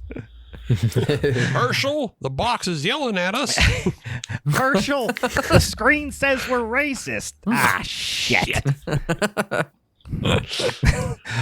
But Deborah, we are racist. I don't know why I'm slandering these good candy making people, but all right. My pick is Boston baked beans. I like that we are delving into between this and the monster candy and all. We are essentially and the vampire wax lips. We are essentially creating our own category of candy fanfic. Yeah. Horror stories around individual candy. The redneck murder town of vampire fang children. And all right. Last pick of the night here, Steve. What is your dark horse pick? Last pick of the night is the pride of Altoona, Pennsylvania. Uh-oh. Coming from the Boyer Candy Company. I know where we're going here. It's called the Mallow Cup. Oh man. Oh, that's it. Swinging. That's the one. So good. Mallow Cup is a motherfucker. I love it. These. It really is. And Mallow Cup they just had a brilliant kind of Marlboro Light kind of gimmick to them, in that they had Mallow Cup points. And so every time you bought a 2-pack of Mallow Cups, you got a Mallow Cup point, and you could turn those points into some other bullshit. So on top of being its own difference from Reese's, because it's a Reese's cup, but instead of peanut butter, it's full of ooey gooey marshmallow center. And then you also got points to turn in. So it's just like, it's straight addiction. So what do you buy with Mallow Cup points aside from it's not like you're not getting that Mallow Cup jean jacket. You know what I mean? So like, are you just getting more Mallow Cups? I think that was definitely part of it. More Mallow Cups was definitely part of it. What else could you get? You get T-shirts, you get mugs. You could get like Clark Bar, like old magnets that were like, oh, hey, we got a Clark Bar magnet. But you could get a... You know what I bet they had, Steve? What's that? And I have no evidence to support this. I guarantee they had like a die-cast truck you could get with Mallow Cup on it. Probably at one point. But I feel like every old-timey company back in the 90s that like you could redeem something for it, they always had a little die-cast model truck. Yeah, for sure. Yeah, that was something back in the day. Oh, yeah. You could collect them. My dad has like 60 die-cast metal trucks like on a shelf in my parents' house. Oh, no kidding. Wow. Yeah. Derek, don't you have a bunch of trucks at your house? I have just an insane, just ridiculous amount of Hess trucks. It was the Christmas, the Christmas gift from my aunt for like 15 years or more of my life. So they didn't hold their value, and now they're sitting in a closet somewhere, just waiting to be put out of their misery. Yeah. They're the Beanie Babies of trucks. Yeah. Yes, exactly. Actually, they might be worth less, if I'm being honest with you. Did she always, like, when she gave them to you, was she like, these are going to put you through college someday? Like, she was convinced they were going to... It's tough because I did get quite a bit of enjoyment out of them when I was a kid. Because sometimes, they'd have the fun rev up ones where you have to, push it a few times, like on a motorcycle before the wheel starts spinning on its own, and then you put it on the floor and it just takes off at like 50 miles an hour. So there was some enjoyment to be had, but now that I don't play with trucks anymore, they are taking up just a lot of space. Just a lot of space. Solution. I got a proposed solution here for you. All right. Start playing with trucks again. Yeah. Not playing with trucks sounds like a you problem. It is a me problem, really. I should get into it. I should make, a whole system, ramps, and I got to get back to that. You're right. That's a good after work de-stress activity. Yeah. There's like a cute girl at the office. She's like, hey, Derek, you want to go out for maybe for a beer after work? You're like, nah, babe, going home and play with trucks. Sorry, I got truck time scheduled today, so I don't know if it's going to work. Sorry. So how about tomorrow then, if today is truck time? Okay, you're not getting it. Every day is truck time, okay? You open up your planner and point to 5:30 to 6:30 every day, and it's just truck time written every single day on the calendar. And I refuse to give it up. I can't keep canceling on myself. I would love to move things around, but it's pretty tight. These trucks ain't gonna drive themselves, so. That's a great excuse. It's like that time when Doug asked Patty Mayonnaise out on a date, and then she said she had to wash her hair. You remember that? Yeah. Oh man, sick burn. Sorry, gotta go play with trucks.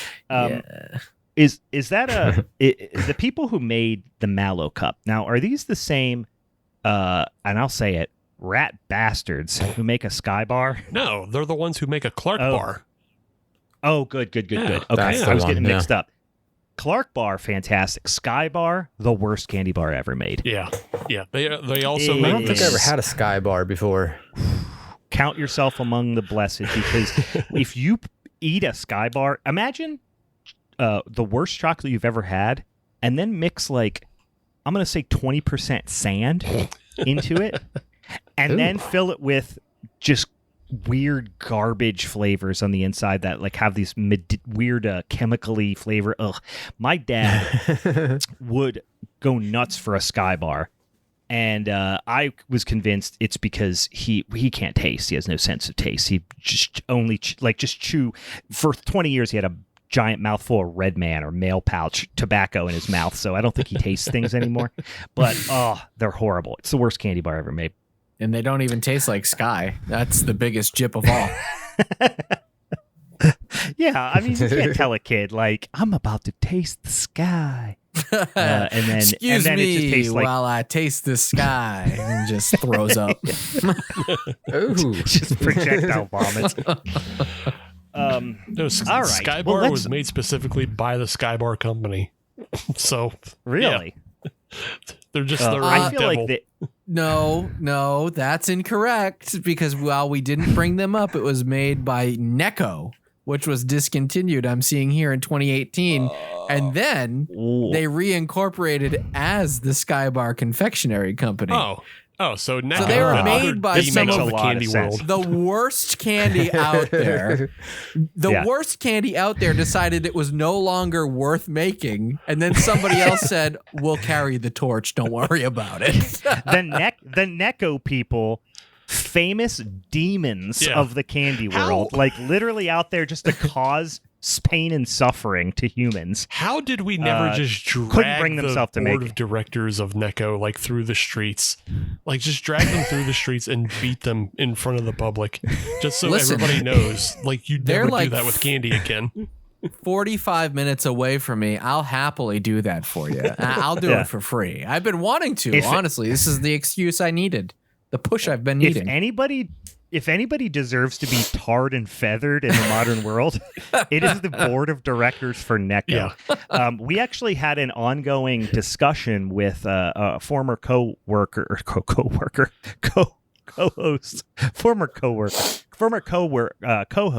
Meg.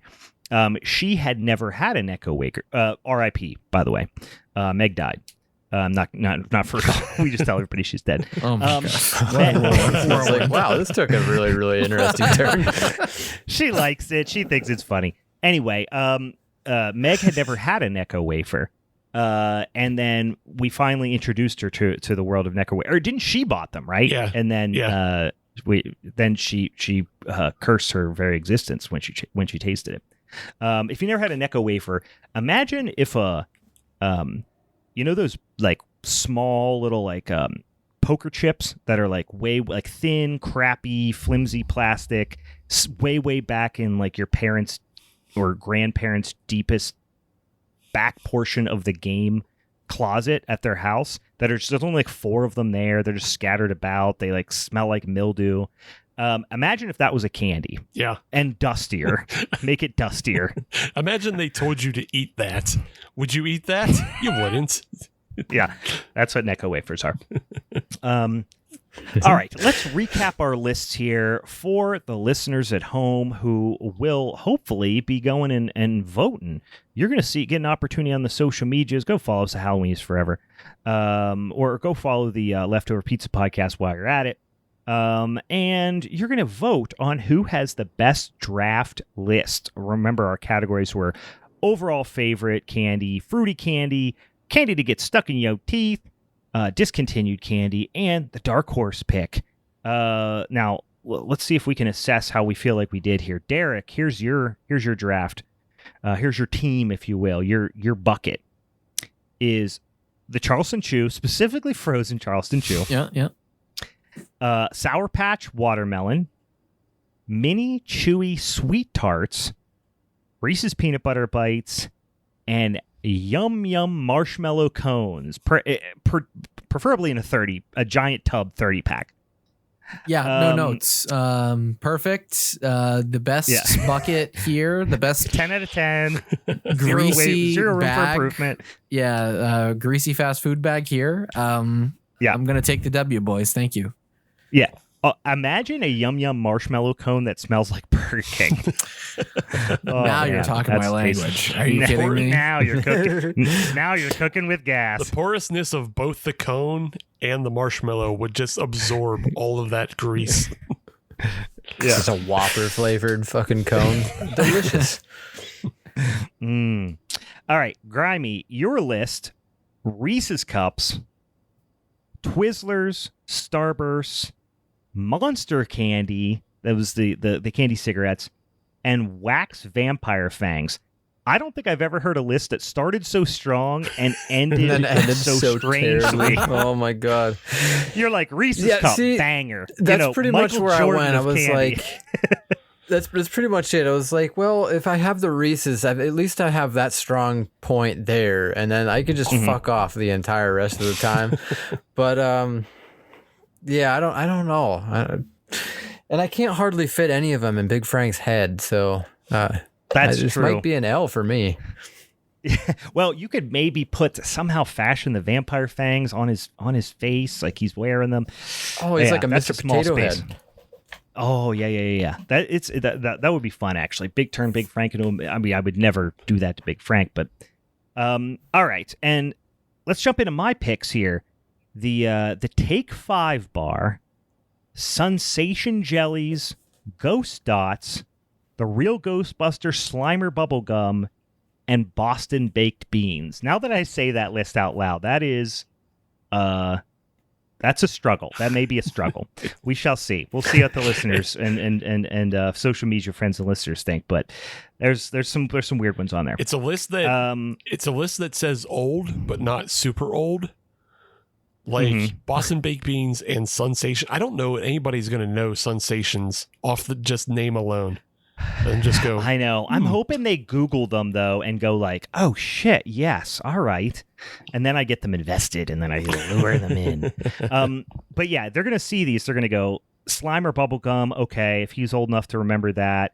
Boston Baked Beans. That's old. But then he's gonna see that. They're gonna say that Take 5 bar, and they're gonna go, "This motherfucker likes to party," and then I got him. He likes to put it all together.